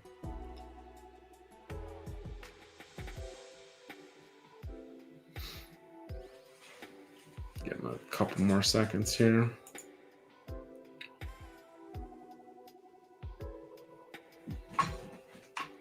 There we go. There we go. Now, how do I click it? Oh my gosh, that's going to be devastating. Mo, shout out to Mo. How do I click the link? I've got a different idea. See, still learning. This is still like the 6th ever stream that I've done by myself. Not even, probably like 4th, 5th, maybe. But if I go to Twitch myself, can I pull it out of the Twitch chat that way? But I would be very curious to the answer if you're still around, Mo, on how do I click that link with Energy Stable Racing? I've got it via the Twitch chat. Okay, I like the silks. That is NRG, the like the esports team, right? That's the logo. I don't know if you're affiliated there or if you just really liked it or not, but I feel like that's their logo.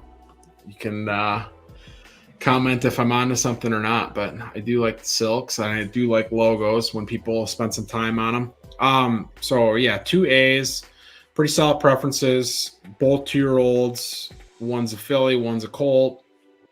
So I would go into these and see what they've done. Now, not most as on StreamYard. Yeah, it doesn't always turn into a link, unfortunately. Yeah, keep Twitch open for that reason, or kick. Yep, makes sense. It is Paintball Team Pro. Okay.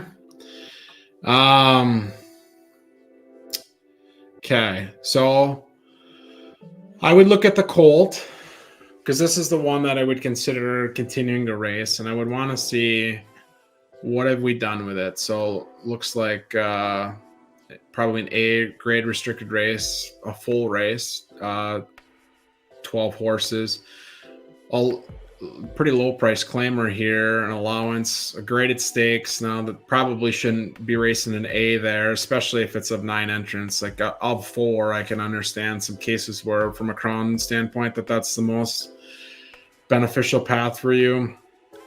A restricted, graded restricted. Again, longer term, we got to cut those out of the cycle for horses like this. A lot of grade restricted, 1 handicap, 1 allowance. If I looked at individual distances, and we're talking with a left dirt soft horse here. So I just want to make sure that we're running on preference. For most of these, they're at least all left dirt, so that's good. You got some good conditions here. And that could have been a weather flip, or maybe you were just taking a chance there, but probably try to race because 2 of your preferences are soft.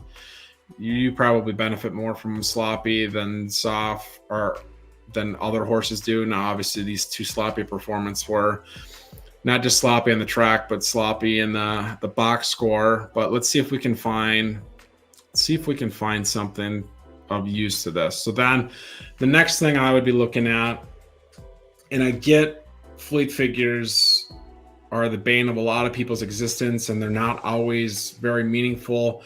What I think they're good at is probably pointing you in some directions and out of other directions. So here's a left dirt sloppy race. That is your archetype. It's 12 furlongs. You ran a 44 and you were dead last the entire time. This is not me mocking you. This is me trying to make a teachable moment out of it. Now, maybe there was something quirky going on with the fleet figures that day, but the next day or 2 days later, 7 furlongs, left dirt good. Now, this fleet figure might be explainable because you ran on good as opposed to soft or sloppy. But to me, this race, the 12 furlong one, with that low of a fleet figure, probably to me means it's not a longer distance horse. The next time you ran 12, yielding fleet figures tend to be a little bit stronger on yielding than they maybe otherwise should be. But again, 12 furlongs, 52 versus 44. Let's see if we've got any other longer distance ones. 10 furlongs, so we're seeing a 54 again. 11 furlongs, 53. So what we are seeing is when you go to 4 furlongs or 5 furlongs, allowances still kind of work. When you're carrying weight, it's harder to evaluate fleet figures. So this one, you're not carrying any weight at all, which is a good sample point. This is an allowance that was just soft. So here's the 5 furlong sloppy. So where I said on the 12 furlongs, 44, I normally tend to throw out yielding, unfortunately. It'd be nice if you could use them. And then 11 furlongs, 53. The opposite is kind of true of your shorter distance ones. You ran kind of a 56 and a 5 furlong sloppy. There's a 58 here, but I think there might be something might have changed between fleet figures in this window. I know there at one point there was some stuff, but you come back to 5 furlongs again and you get 51. You go up to 7, you get 56. You go up to 9, you get 58. That's pretty good. 54 at 10. These two are what have me questioning if it's still a sprinter, but 55 at a 7. So maybe this is a horse that doesn't have a great distance preference. Like the best ones are truly sprints, I guess. But when you're running a 58 at 9 furlongs, I would say, yeah, 6 or 7 furlongs is maybe what I would try to run with it. And then I would try to figure out how do I get myself in better situations. So yeah, Lacey says 7 to 9 furlongs on slot, maybe. Yeah, I personally probably would try to 6 to 7 range, but yeah, I don't know anything to be correct on that. Yeah, definitely stay away from good and fast when you can. And then I would tell you to not race the grade restricted races for now, for sure. But for now, and keep in mind, when I think colts are going to retire to breed, chances are those are going to be the S pluses, the S's, and the S minuses. I think a lot of the 2-year-old A's are going to continue to race because they probably don't have a lot of great breeding prospects, either internally or externally, based on pricing dynamics.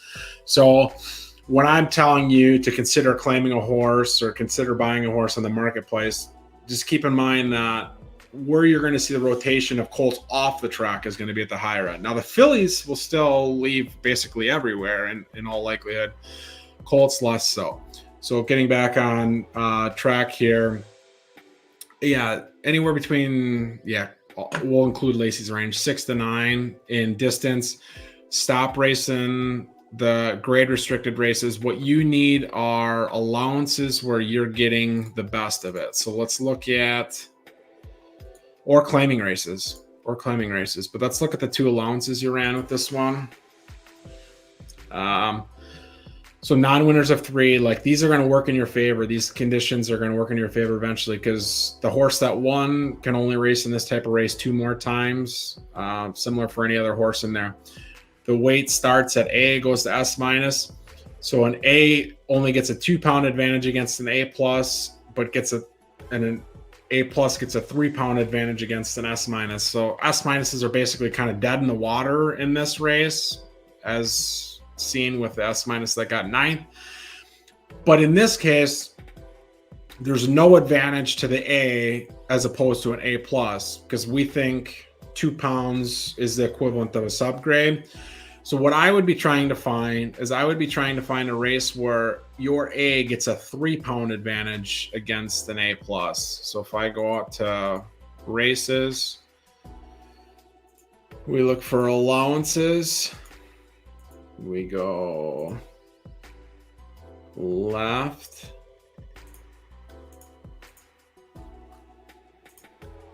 Dirt. It won't let me do weather. And then we say max distance 9, min distance, 6 maybe. It's possible it's a sprinter, but it's really hard to judge. You don't have a fleet figure that jumps off the page yet. Yeah, I'll tell you that for free. Okay, left dirt allowances. Okay, I think this is the filter we want to work with. So what I was saying is you want to find yourself in a situation where an A gets a 3-pound advantage against the A plus, and that's really the one thing you're looking for. And it's like people want to talk about the schedule, and the schedule needs improvements. And part of the team's response to that is they want you to make a decision on a 3-day basis or race a little bit outside your comfort zone. I'm trying to tell you what your comfort zone probably should be, in my opinion. Racing outside your comfort zone would open yourself up to more options. So here's kind of what I'm looking for, but it's the wrong grade. So this B minus gets a 3-pound advantage against the B, but a B only gets a 2-pound advantage against the B plus. So you basically need kind of the A minus equivalent of that, or the A equivalent of that. This isn't it either. This isn't it. Maybe they don't exist. Oh, here's one. Here's one. Okay, I saw you said you're running a claimer in 40 minutes. If you want to race this in allowances, again, claimers might be the better spot for it. But if you want to race it in allowances, like this is your race. Mountain Peak allowance. Entries open in call it 25 hours. Races on the 19th. 6 furlong. Oh, it's not sloppy, but it does get a 3-pound advantage against A pluses. So I still probably would do that. Let's see if we can find one more. Oh, here, never mind. Here's your race, 3 pounds advantage. So take 10 pounds off an A, take only 7 off an A plus, 80% rain, 7 furlongs. Meadowland allowance, September 20th, my time, 9:42 a.m. That's where I would race. If it's Sasha, I don't want to get the name wrong or pronunciation wrong. That's where I would put that horse. To your point, claimers is probably the better spot for it, but here's like one last chance maybe to say, like, can this horse compete very well in allowances? And then, because once you go through the allowances, like the one above it said non-winners of 2, like once you've won 2, then the allowances aren't an option for you anymore, and then you go to claimers. So it would be better for you to get your wins and allowances or more high profile races and then go to claimers as the last result. Going back to chat here. Oh, and then you had the other question. After you're done, should I retire the filly and breed? Yes, 100%. I mean, the only way you could convince me that you shouldn't is because you don't want to. That's a defensible option. You don't want to. I only have 2 horses. I do not want to retire it. But every other economic data point would suggest to you retiring the filly, and then keep racing the colt. And like I said, try that allowance. If that doesn't work, then then find your price point in claimers that works for you. Maybe always try to start one price point higher in claimers than you think you should, unless you want the horse to get claimed. So if you think that horse is probably a 20K claimer, maybe race it in a 30K claimer once, evaluate what the competition of the 30K claimer was. If it doesn't perform well, even if it's at that sweet spot of what we thought the horse should maybe race, then you can drop it down once. I see Trot on. So did Jupiter win? It's 2:30 a.m. here. I don't know what we mean by did Jupiter win. Oh, the vote. Gotcha. No, Cossack won the vote. Let me pull up the actual poll. I was actually very pleased with that too. Here's the final results of the poll. Again, 56 votes, which is good. I want to beat it every time we do it. And then 33 written responses, which was awesome. Trout was one of those written responses. Appreciate that. Cossack had the highest vote total. 16.1% of you wanted me to inbreed, so I don't love the 16.1% of the people rooting against our success. But like I said, we're doing some small samples on inbreeding, and if you didn't click on it, you probably wouldn't have realized it was an inbreed either. But we'll definitely take Claire to Cossack. And then we did the duck boat race and Map Crypto, which I think we just looked at one of his horses. I think he had the S- RDF piece. I think he goes by Isolated Atoll. Won the free breed from us, but there will be more free breeds from us for sure. So, and if you've got ideas for polling questions, let us know.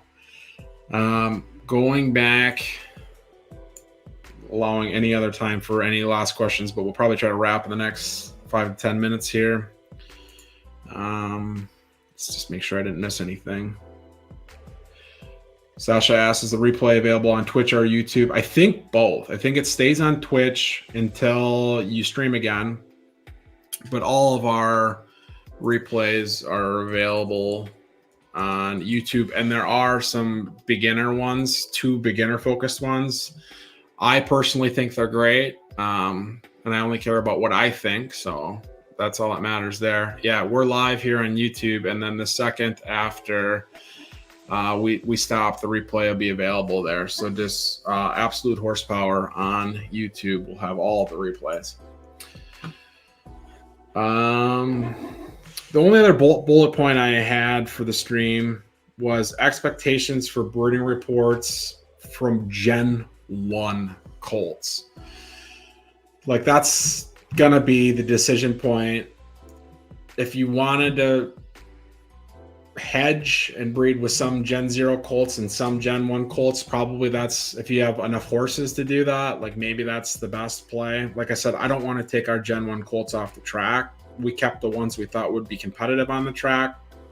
We have other breeding options. We can breed externally. We will breed externally.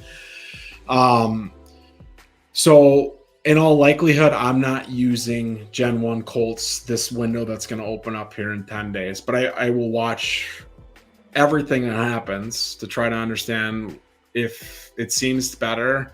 But from a breeding report standpoint, was my bullet point, what do we expect from the breeding reports? I don't think they're going to look crazy. Let me find an example of crazy breeding reports. I think the breeding reports will have kind of the same perspective to them. The boxes will be about the same size. The whiskers will be about the same size as a lot of Gen 0 options. I think what you'll see is it'll kind of show you the radials of that Gen 1 horse. So if the Gen 1 horse was an S- in speed like Cossack was, but the speed on the breeding report looks higher than what you would maybe expect from a Gen 1 or an S- speed, that's probably what we're going to get out of it. And I apologize for those that don't have access to breeding reports. They've ended up being very valuable, and now they're very expensive. I don't love that. I think people that are racing, not just people that own PFPs, should be entitled to breeding reports. Not sure how you work that out. They probably can't all be free, but if you're giving me access to 10 breeding reports for every one of the fillies we have, including the ones that aren't even racing, you give me a 1,000 breeding report advantage. What do we expect is going to happen? So here's a crazy breeding report, and I bring this one up. One, it exists. This horse exists, and two, it's an inbred. So we can see everything. We've previewed this before, so if you want to watch it from a previous stream where I do a more breakdown on it, but the whiskers on the downside are massive, and the boxes themselves, the filly was an A plus and the colt is an S, a top S, and a pretty good A plus. So even the boxes themselves seem skewed left a little bit, but they also have relatively large whiskers to the upside. And in very small sample sizes in V2, we saw like crazy outlier stats in inbreeding. Now, the question is there a compounding impact of inbreeding? I think the answer is yes. Is the compounding impact worth the outlier stat? Probably not. But if you have enough, I'm willing to try anything. So we will be able to retire that horse. Like I said, it hasn't been terrible. Our LTS stuff really hasn't been that great. Our best horses for this season have been horses that we bought off the marketplace and horses we claim, like the Thunderstorm Claire we bought, two S pluses or S's that you see me reprice in the marketplace on a daily basis, Out on Bail and Berserker. Those are our best horses. We bought them from other people. Our bred stuff has not been that great, but if I do Grace, Saving Grace, 2-year-old filly, only hits the board 4 to 9 times, 2 wins. What I haven't done a great job of doing is evaluating exactly what we talked about with Sasha's horses. Like I haven't done the where does your horse pull the best fleet figure. This one's hard too because 12 furlongs it gets a 69, 12 furlongs it gets 60. Maybe that's explainable by fast. But 5 furlongs, again, fast, you get a 56. Do we have any other sprints in here? 7 furlong yielding gets 65. So maybe it is a long distance horse and maybe it's just not that good. Again, it's only wins are a 4-horse allowance and then an 8-horse restricted stakes. Now, could I bump this horse down to allowances? Why is it running? If it's run 9 times and it's only got 2 wins, why is it running 8 grade restricted races out of 9? It's probably a pretty good piece for the S- allowance races. Let's see what I registered it in. Was I smart or did I just do grade restricted again? Grade restricted. I'm a dummy. And that goes back to the small stables have an advantage over the big stables because they can devote more attention to every one of their horses than we could possibly want to.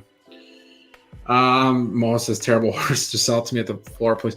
Yeah, but then you get the hurt feelings aspect of it. Like, what if Lacey buys it and she bought an inbred horse? We've seen how this one plays out before.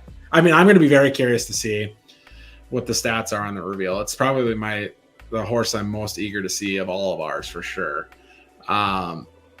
And like I said, I would expect it to have like one goofy stat. Now, maybe it's a goofy to the bad side stat, but when you talk about, and this is why grade restricted races probably need to go away, if you get wonky stats, those can be useful. Like if this S- filly craps out like a B plus called start, well then if it's still an S- overall and it's got B plus start, then that probably means its stamina is very good. It means its finish is very good, and those stats are more useful for running longer distances. So we'll see, but that's why they need to have them go away, because otherwise you can just game the stats to stay in S-, but build like the individual stat grades of stamina and finish for a long distance horse or start and speed for sprinters. So they're not trying to take them away from you because they want you to have less options to race. They're taking it away from you because eventually people like me would probably exploit it otherwise, which is fair. Mo is struggling to find a filly for a new syndicate. We can look quickly. Let's see what we have.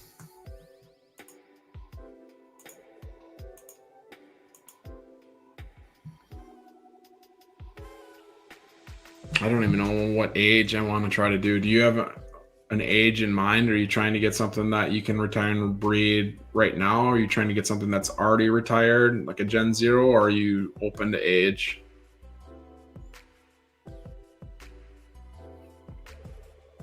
Age is not really important. Well, the best deals are always going to be the youngest ones, and then as the horses age, they probably should appreciate a little bit in price. But keep in mind, I think if there was like one takeaway from the stream where I got sidetracked 1,000 times, is I think the 2-year-olds are going to inherit a great racing environment for them to prosper in, and that only exists for the 2-year-olds, because once the 1-year-old now turned 2 in 10 days, they race juveniles for a season. Then the season later, those 2-year-olds are 3. What was 3 is 4. 3 versus 4. Now, in all likelihood, 4 is probably going to win if we think horses age or peak age on average is 4.5. But some 3-year-old horses will be good. Some 3-year-old horses will peak fairly early. So it becomes to be pretty competitive again already, even for the horses that are now 1 will be 2 in a week. And then after that, then you're talking 3-year-old horses versus 4-year-old versus 5-year-olds. And then that's when we finally have like a game where you have all the horses running, but no age in that case ever has an advantage again, right? The 5-year-olds are probably a little bit past their peak. The 4-year-olds get to enjoy being 4-year-olds for one season. The 3-year-olds are maybe on the come up. 2-year-olds are racing on their own. So there's only one window here where I think these 2-year-olds now get to race the mature races next season without much competition in those mature races. So that's what I would still target, but left to my devices or demands of an A+ to S- filly, we will see if we can find one. There's going to be a horse of mine here. I'm not going to advocate for you to buy it because that would be crude. I'm sure it's probably the cheapest listed. Sure is. 10K below the next cheapest. Always priced to sell. Doesn't mean it's a great horse. I mean, we can. I don't even want to profile it. Just don't buy it. So then you get into the conversation of, well, let's see if there's anything that's racing that's good. I think we already looked at this population earlier, though. Nothing that's doing anything on the track. No hits at the board in 10 tries. And they want 115K for it.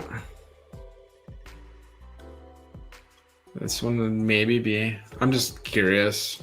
I don't know who owns this or how it's been raced. But this is why I won't trust a tool for a long time to tell me how good a horse is. Golden Stables. He also, to his benefit, tends to price things to sell. S- with an A+ that stayed in A+. We talked about that with Bored Ape, and that gave us good racing outcomes. Now this is a very top S-, and this is a very bad A+. So maybe the midpoint still is A+ is in the range of outcomes at that point, because, I mean, I don't know that we have less than 1-star total preferences Gen Zeros. I think that was literally the minimum. So if you basically say this is an A and then a top S-, then the average probably is A+. So it's probably about what it is. And 1 in a claimer. Small field results.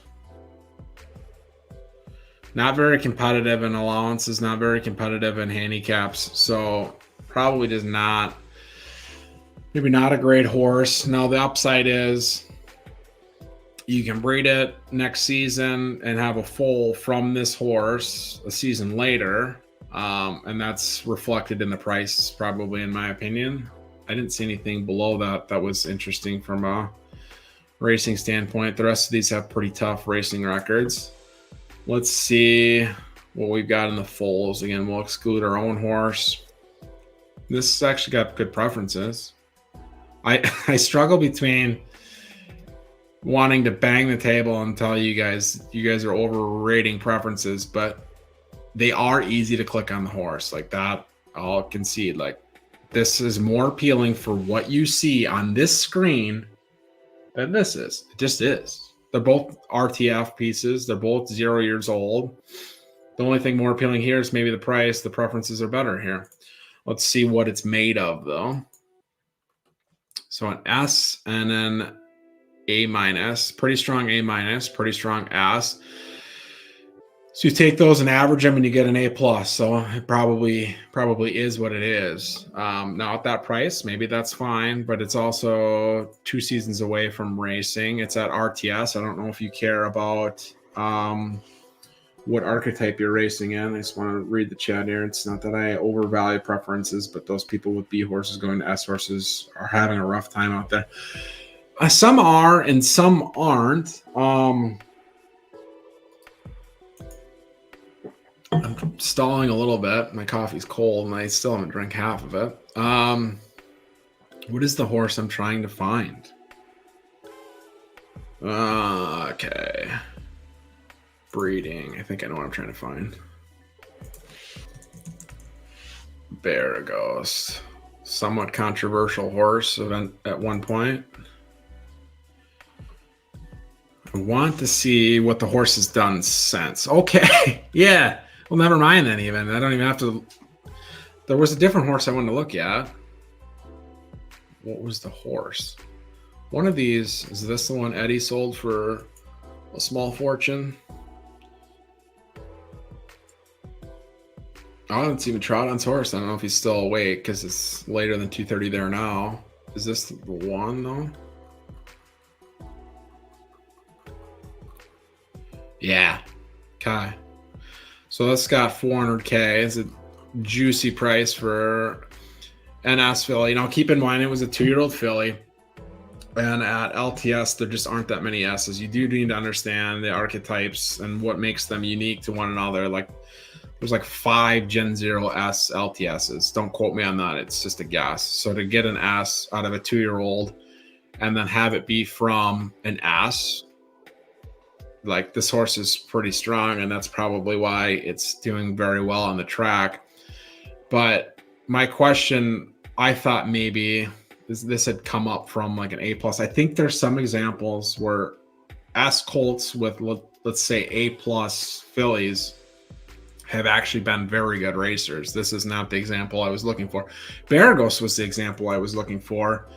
I didn't know that Can Pork Chop, which is one of the best horses on the track, 17 starts, 12 wins, 3 seconds. Didn't know that Baragos made both of them. Now, again, the advantage of these two horses is that they're both starting with SLTS fillies, which even we can't do. Our best Gen 0 LTS filly, an archetype we compete in with our stable, our best LTS filly is an A+. You're talking about A- and below to S. Haven't seen much success there. If anything, a bunch of seconds and thirds. I still think... I think maybe I'll make this research project of my own. I think if you found like an A- with an S that made an A foal that's racing, like I think there has to be examples of those horses being good. Now, if it was an A- and it went to an S- and it bred with an S, yeah, I could probably guarantee you that horse isn't very good. Because if the averaging effect, and again, not everything averages, but if the averaging effect says it should be an A+ and it's the next subgrade higher, it just has such a uphill climb. Like it had to have got one, it outkicked its coverage, right? It actually bred above the median, but it has to do that in the exact stats you need it in. Like if it became an S- because it got start and finish, well, that doesn't really help you win a race. But if it got it in start and speed, suddenly that's very useful for sprints.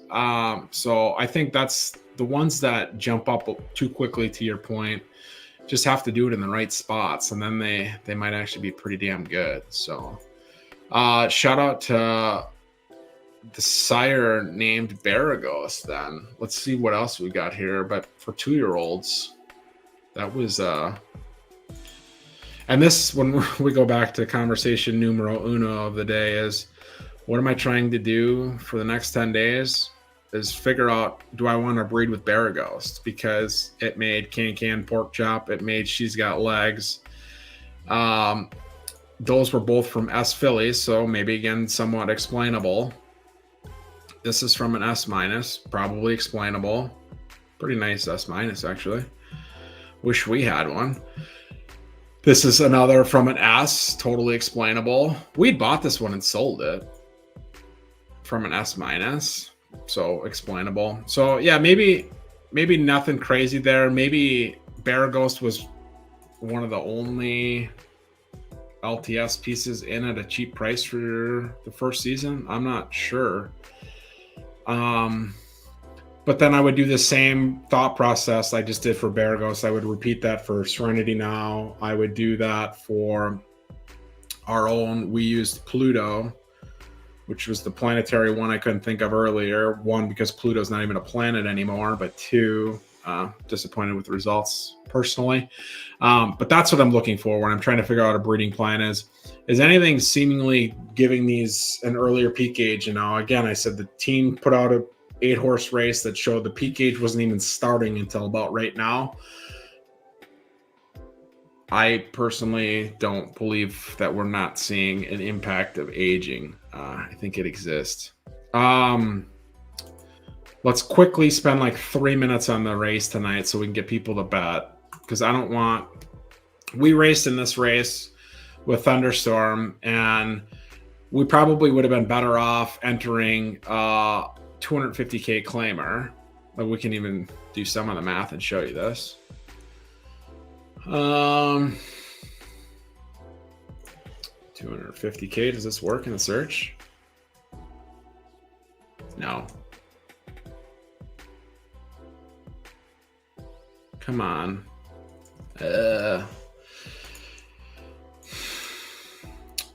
It's like 10 minutes earlier than the major. I see it's just Mr. Props. Give me 1 second here. I'll come back to that.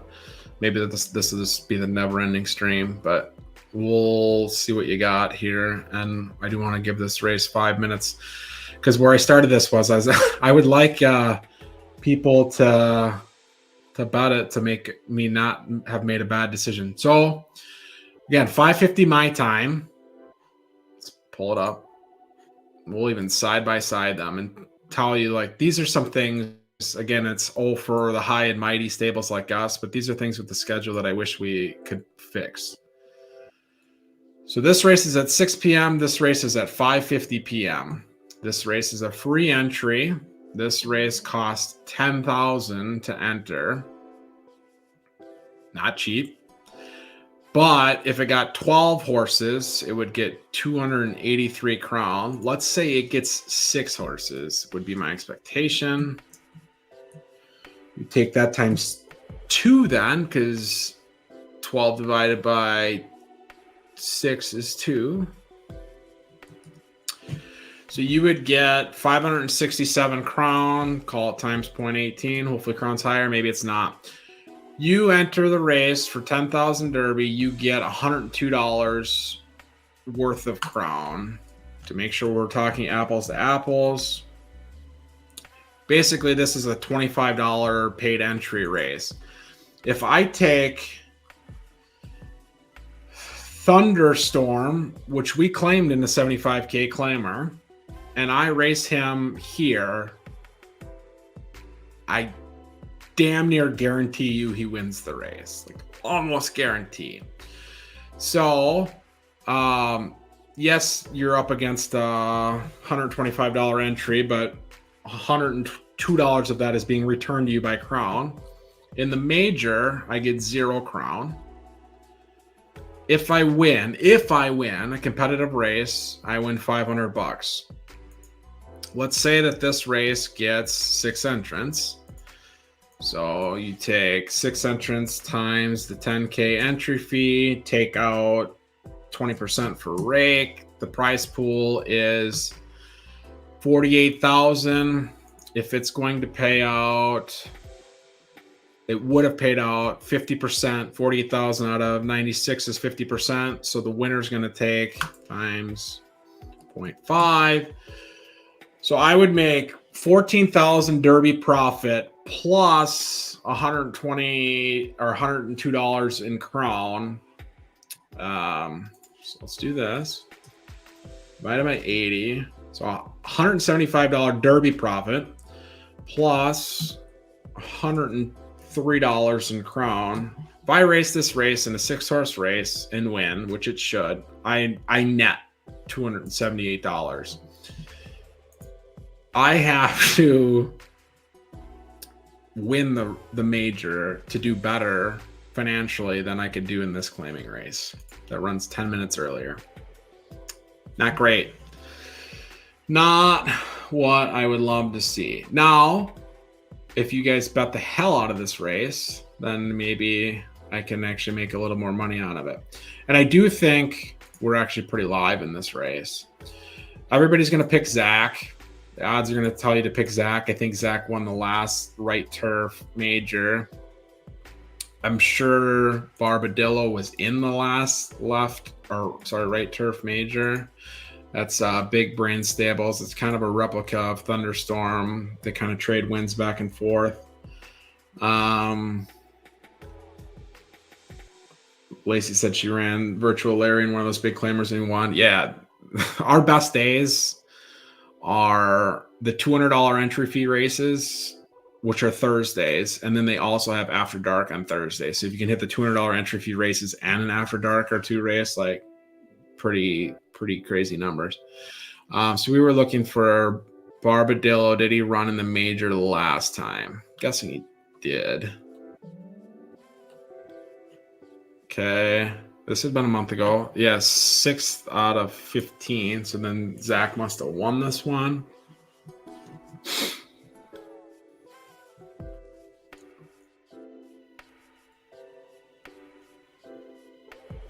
Oh, Perlino won. Condition we're good. So we're going to have, what do we have? Soft, sloppy? Do we already know? We should know. I think it's sloppy, right? Gotta be.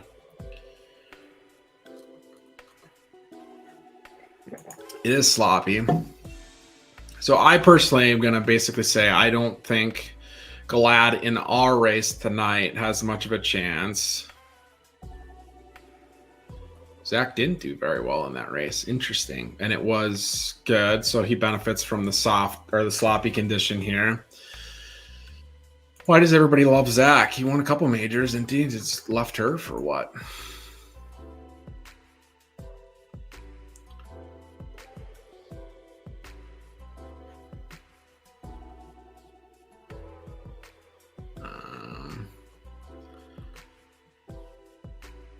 Ninth out of 18 at left turf. Not great, Bob. 12th out of 20th at left dirt. 10th out of 15th. I don't like when you scroll that it has to reload. Okay, 1 left turf over a season ago out of 20. That's respectable.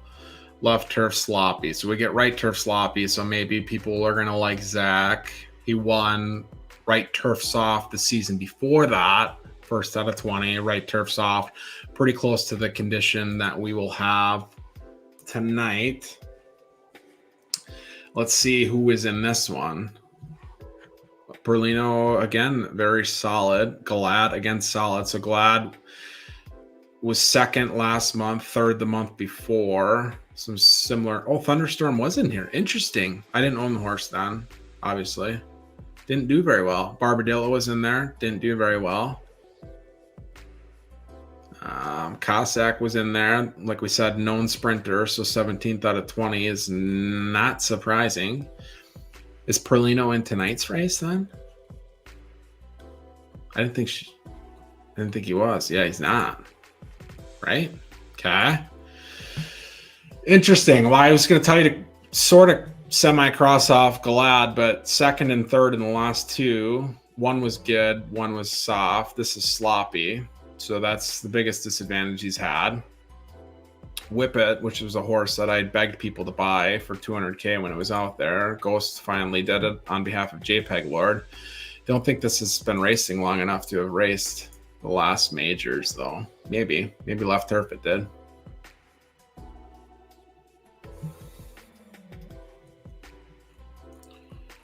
Left turf 7th out of 18th. It's fine. Left turf 16th out of 20th. I don't love that either. Influencer didn't cross my notes from prior majors, at least. It's been pretty good this season.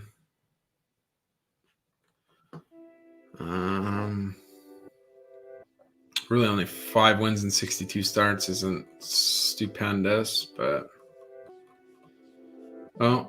reload. 5th out of 18 at right dirt. That's interesting. 20th out of 20th in the left turf. Someone's got to get last. Okay. So we've looked through most of the competitors, Nightcrawler being the one. I guess I haven't. We'll try to be quick here. I was supposed to wrap like forever ago. We're already an hour into college football. I don't know who's playing at noon. I just know my team starts losing at 2:30 my time. Nightcrawler, 2nd out of 18th at left turf, which it is a left turf for us. So that's good, but somewhat expected. 10th out of 20th at left dirt. Probably going to reload here. 2nd out of 20th at, there's the reload.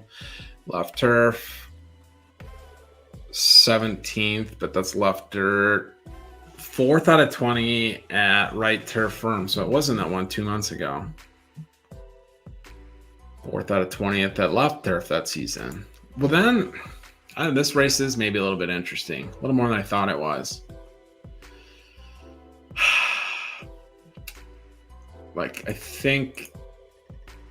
I guess I have to check the box there.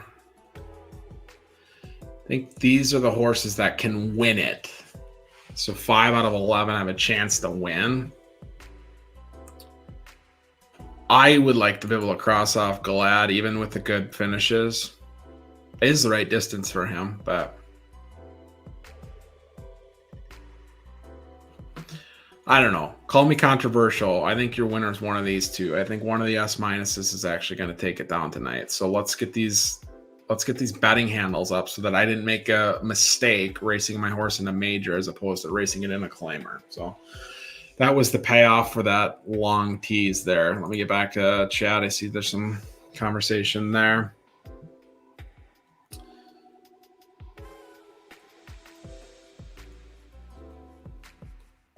Okay. Sasha want to know, do you value having one of one blood?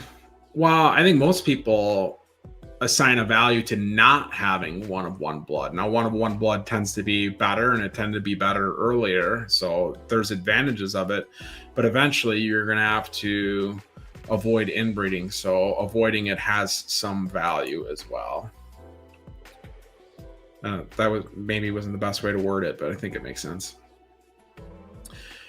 It's just Mr. Probs. I know Mo has tried to help here a little bit, but I'll try to get caught up on the question and dialogue here. I need help with my horse, can't win, and I think if I look at the stats and boost, it should. And I have to go back to Twitch, which I closed out of it. I don't learn anything from Mo. I just continue to bang my head against the wall. Let's find it. Yeah, I'm bogging down the stream. That's why I didn't. Too many windows open. Probably another streaming faux pas. Sasha's racing in 60 seconds in the claimer. I would say we could have more call it, but I'm not technically proficient enough to do anything in 5 minutes, much less 50 seconds. So I will just say good luck on the race, and we'll try to catch the results shortly after. I'm trying to get to It's Me, Mr. Probs question here. Or stable. Okay. Got it. Now I'm going to close out of the Twitch again. Someone will put a link in there later that I'll need to open again, and we'll be back where we were. I'm actually going to get rid of all of these windows.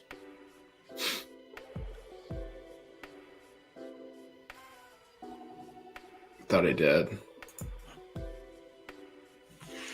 Apologies for the tech.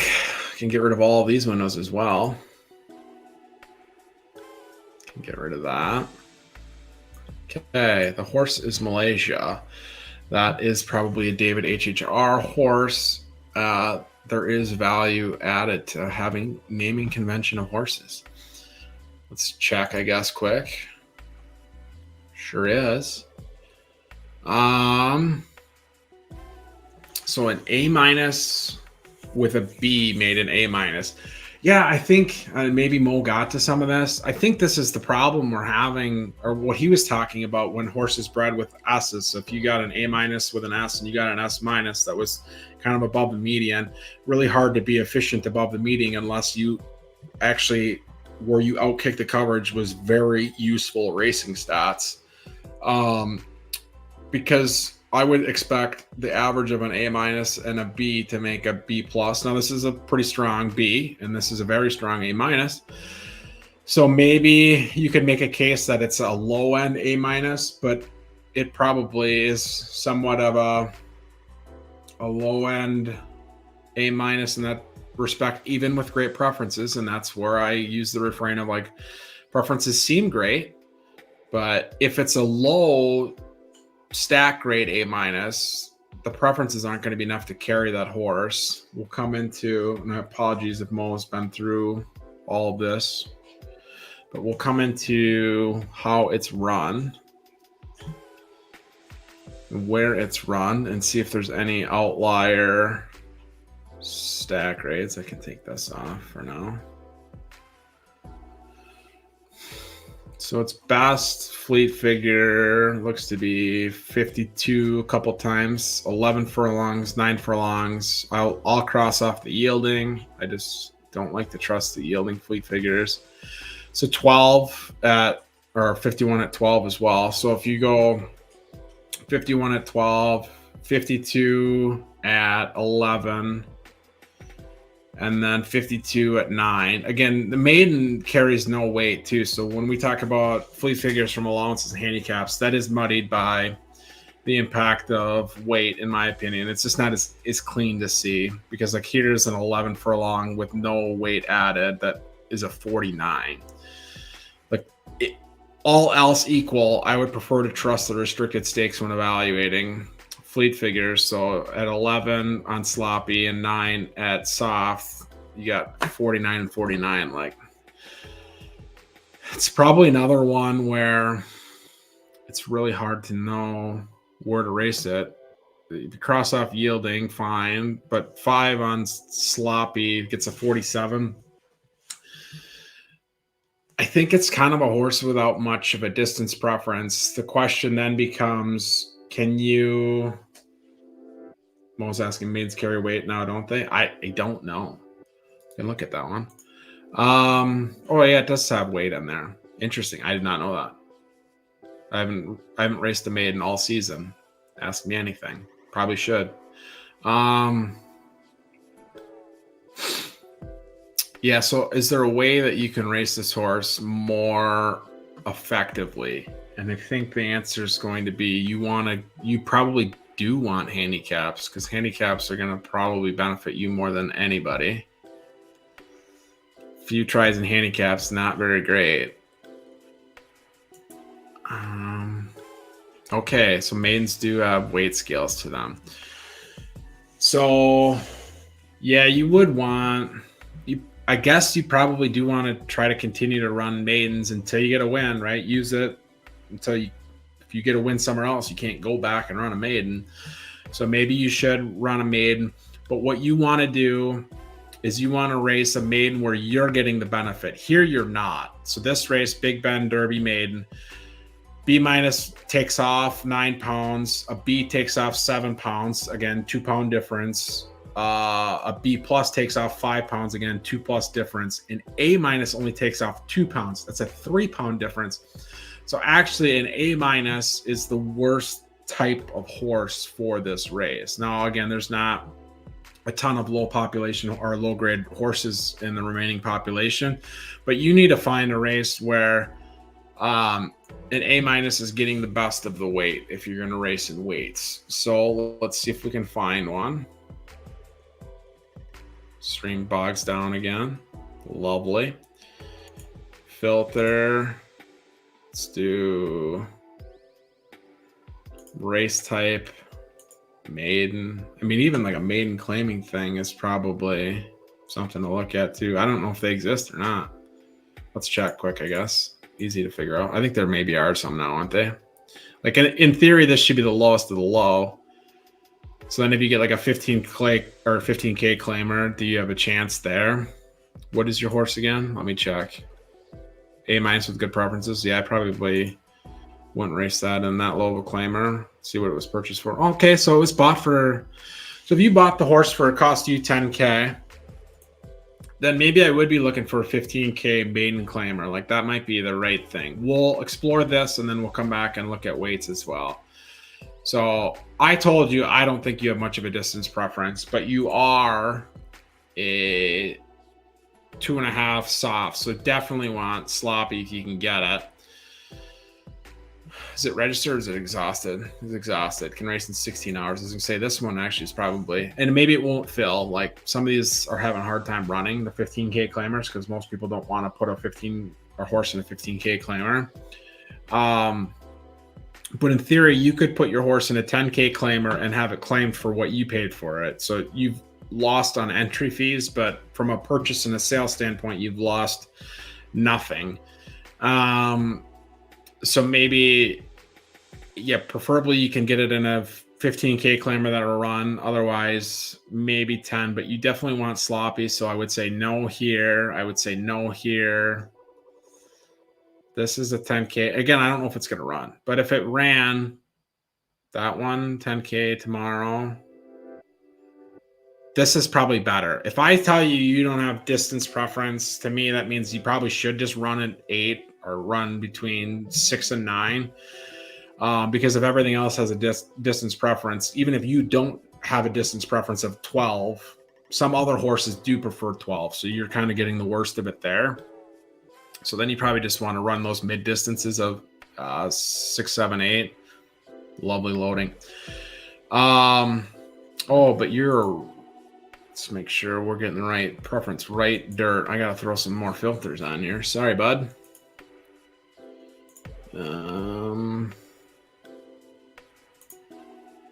Right. Almost did it again. Okay. So starting tomorrow, none with rain in the forecasts that are 10K or higher. Scheduled. It's a bit bleak, isn't it? September 22nd, you get 10 furlong, 10K, it's 60%, and then you don't even know if it's going to run. This one says unknown weather for whatever reason. Not sure what that's about. Unknown. Maybe we don't get a forecast for 7 days. That's interesting. I don't know if that's true or not.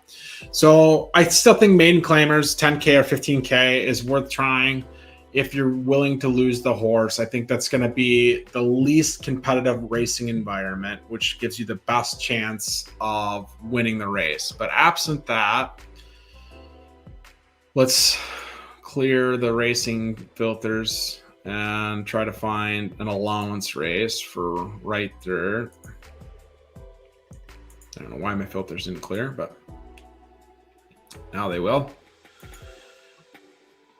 Again, targeting mid distances where you're definitely going to get sloppy. Like V1, we talked about that like damn near 2 hours ago. The V1 races tend to be softer, but then you have to find where the weights make sense. So A minus isn't even in the weight picture here, so you wouldn't race there. Here is one. It's not a V1 race. It's 4 furlongs, which probably isn't great because, like I said, you'll probably run into horses that prefer to sprint. But at least in this race, 60%, so you should get softer, sloppy. An A minus carries 3 less pounds than an A, which carries 2 less pounds than an A plus, which carries 2 less pounds than an S minus. But you get a 3-pound advantage between A minus and A. Like that's what you're looking for. Here's one that's non-winners of 1. So you're not getting a 3-pound advantage. You're only getting a 2-pound advantage. But this is for horses that haven't won. So horses that are won are excluded. Therefore, it should be somewhat easier. Here's a V1 race. Like I said, those can sometimes be softer, but you're getting no weight advantage. You are getting 100%, so you should probably get sloppy there. Like, so if you want to play the weather, that one's interesting. Non-winners of 1, no weight advantage. Yeah, I think those are the ones that seem to be the most encouraging. 100% confirmed. The ones we looked at. So you have a couple options available at your disposal. You have the non-winners of 1, where A- gets no weight advantage. If you do that and stick to where you're getting a weather advantage, that could be good. Or you have the A- where you are getting a weight advantage. Again, this distance isn't great for you probably, but if I had to pick a race to enter it today, which I don't think you can because you already entered it, like the Sunflower Allowance, where you're getting a 3-pound advantage over an A, is probably where I would race that horse. Let's try to get through some more chat if there's anything in there. Otherwise, we'll probably wrap. Scrolling quickly. Okay. Yeah, I think that's it. Again, I apologize for some minor tech lag related issues, for not sticking to an agenda very well, for going off on 16 tangents. But yeah, the takeaways are, I think age 2 colts probably have the most upside relative to their current prices, not financial advice, of what anything is on the marketplace. I want to evaluate horses' actual results, not did they run the fastest time in a given furlong, or a given race type, or a given track condition. Those things matter, but they can be muddied by the other details associated with the race. I want to look for sires that had good early foals. In all large part, are the good early foals because there were expensive fillies used with them. Like, shout out to Peeb YSM. I know he'd had a tweet out there that suggested that Eclipse's offspring had the highest average earnings. Again, shout out to Peeb. Good work on the auction the other night, but that's a bullshit stat, because if Eclipse's first foals were at a price of $1,000 a cover or whatever it was, you're not taking a bad filly and paying $1,000 to breed with a horse. So if you're taking a good filly and using it with a good colt, then I would expect you to have good results. Like, that's kind of a self-fulfilling stat at that point. So look through the progeny.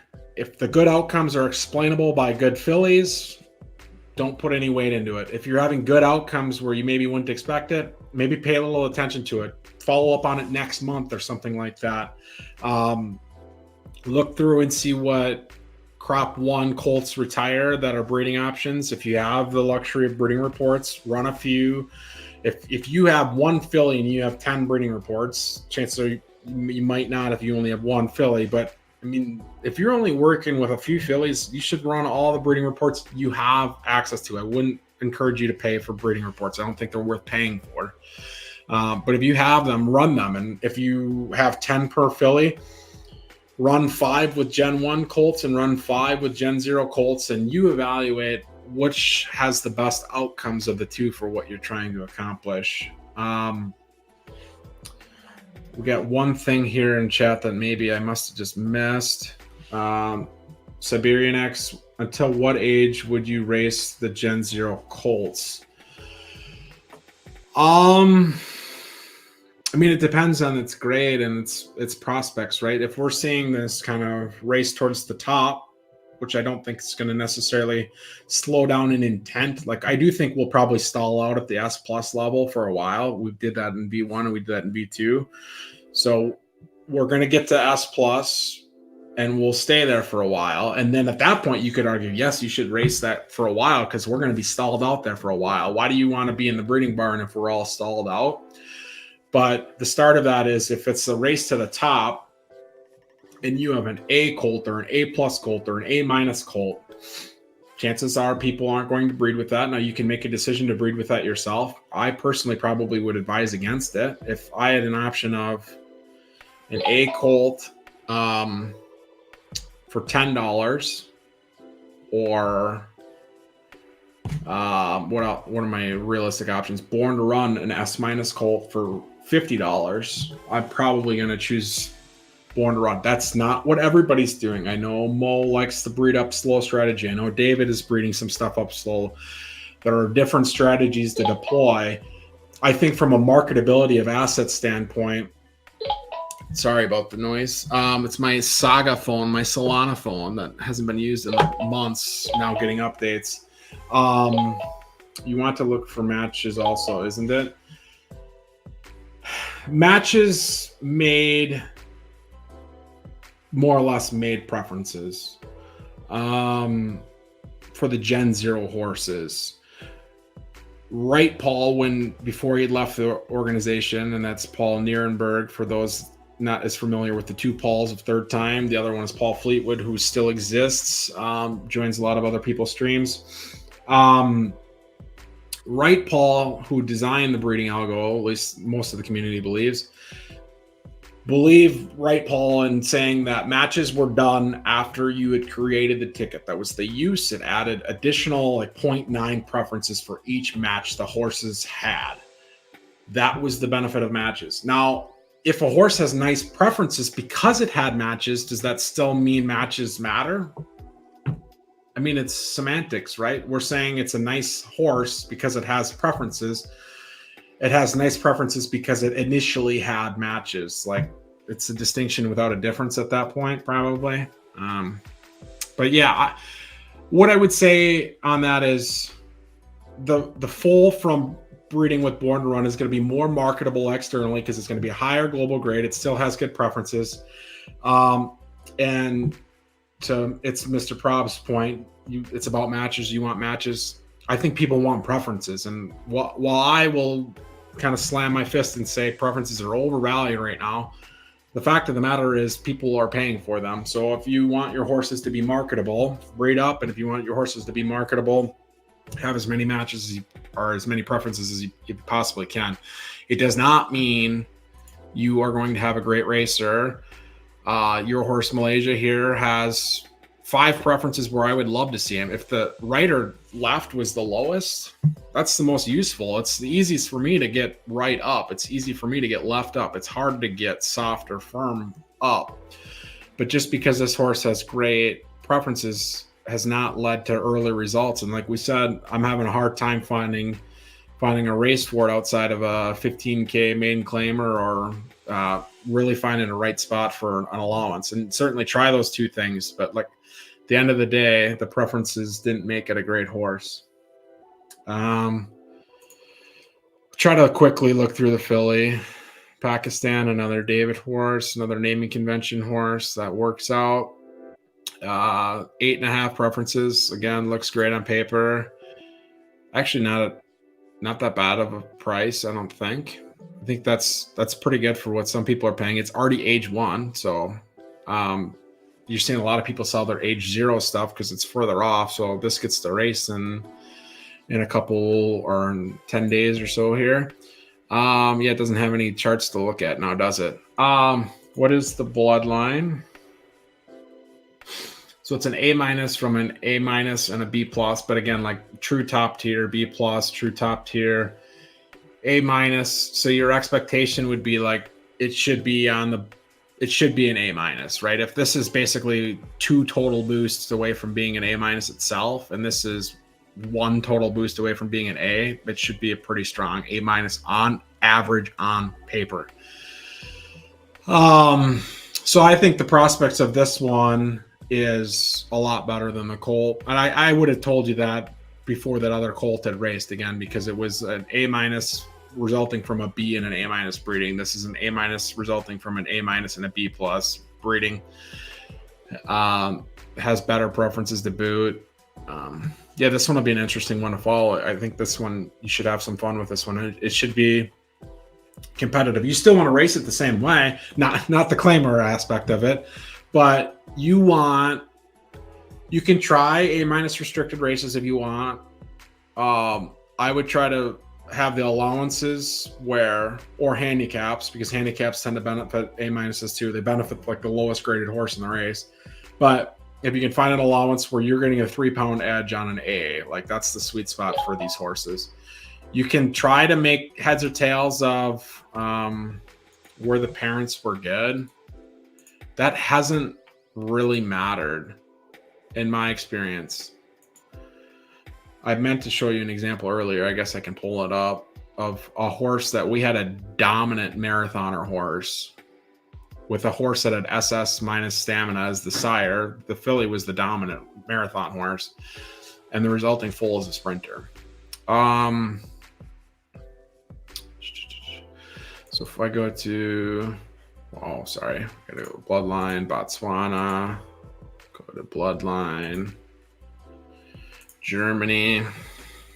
I don't know what David's got against Germany and why Germany's only B+. That seems a bit crude to the Germans. If I was prioritizing assets based on GDP or whatever your metric was, I think Germany would rank a little higher, but it's a little fun for the naming convention stuff out there. So Germany, honestly, not great results, but this is where these used to be really helpful, but now they're just kind of busted. That's probably where like the gap data or the MGA guys have better tools, because I can't really tell you much off of this. Certainly it won at 9 furlongs, but it hit the board at 4. It hit the board some at 11, some at 7. Maybe just not a strong distance preference based on the stat grades. I mean, I knew this because it's an RTF. Like the RTF are going to have those weird stat profiles. Let's check this one, see if there's any more helpful here.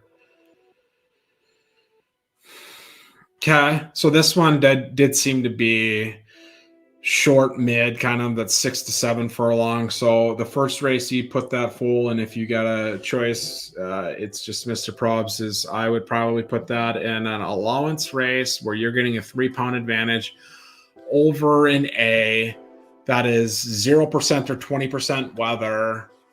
That's at 6 furlongs is where I would try to race that first. Some marathoners can disguise themselves as sprinters, especially early on. Yeah, I mean, Ghost's got some theories that you kind of grow into your stats from a distance standpoint as well, and that's certainly possible. But very quickly, the example I was going to share, and this will be where we end it. I'll be damned if I answer another question in the chat. But GOAT, which I do think was the best RTF marathoner, even if I'm biased, and facts are facts. So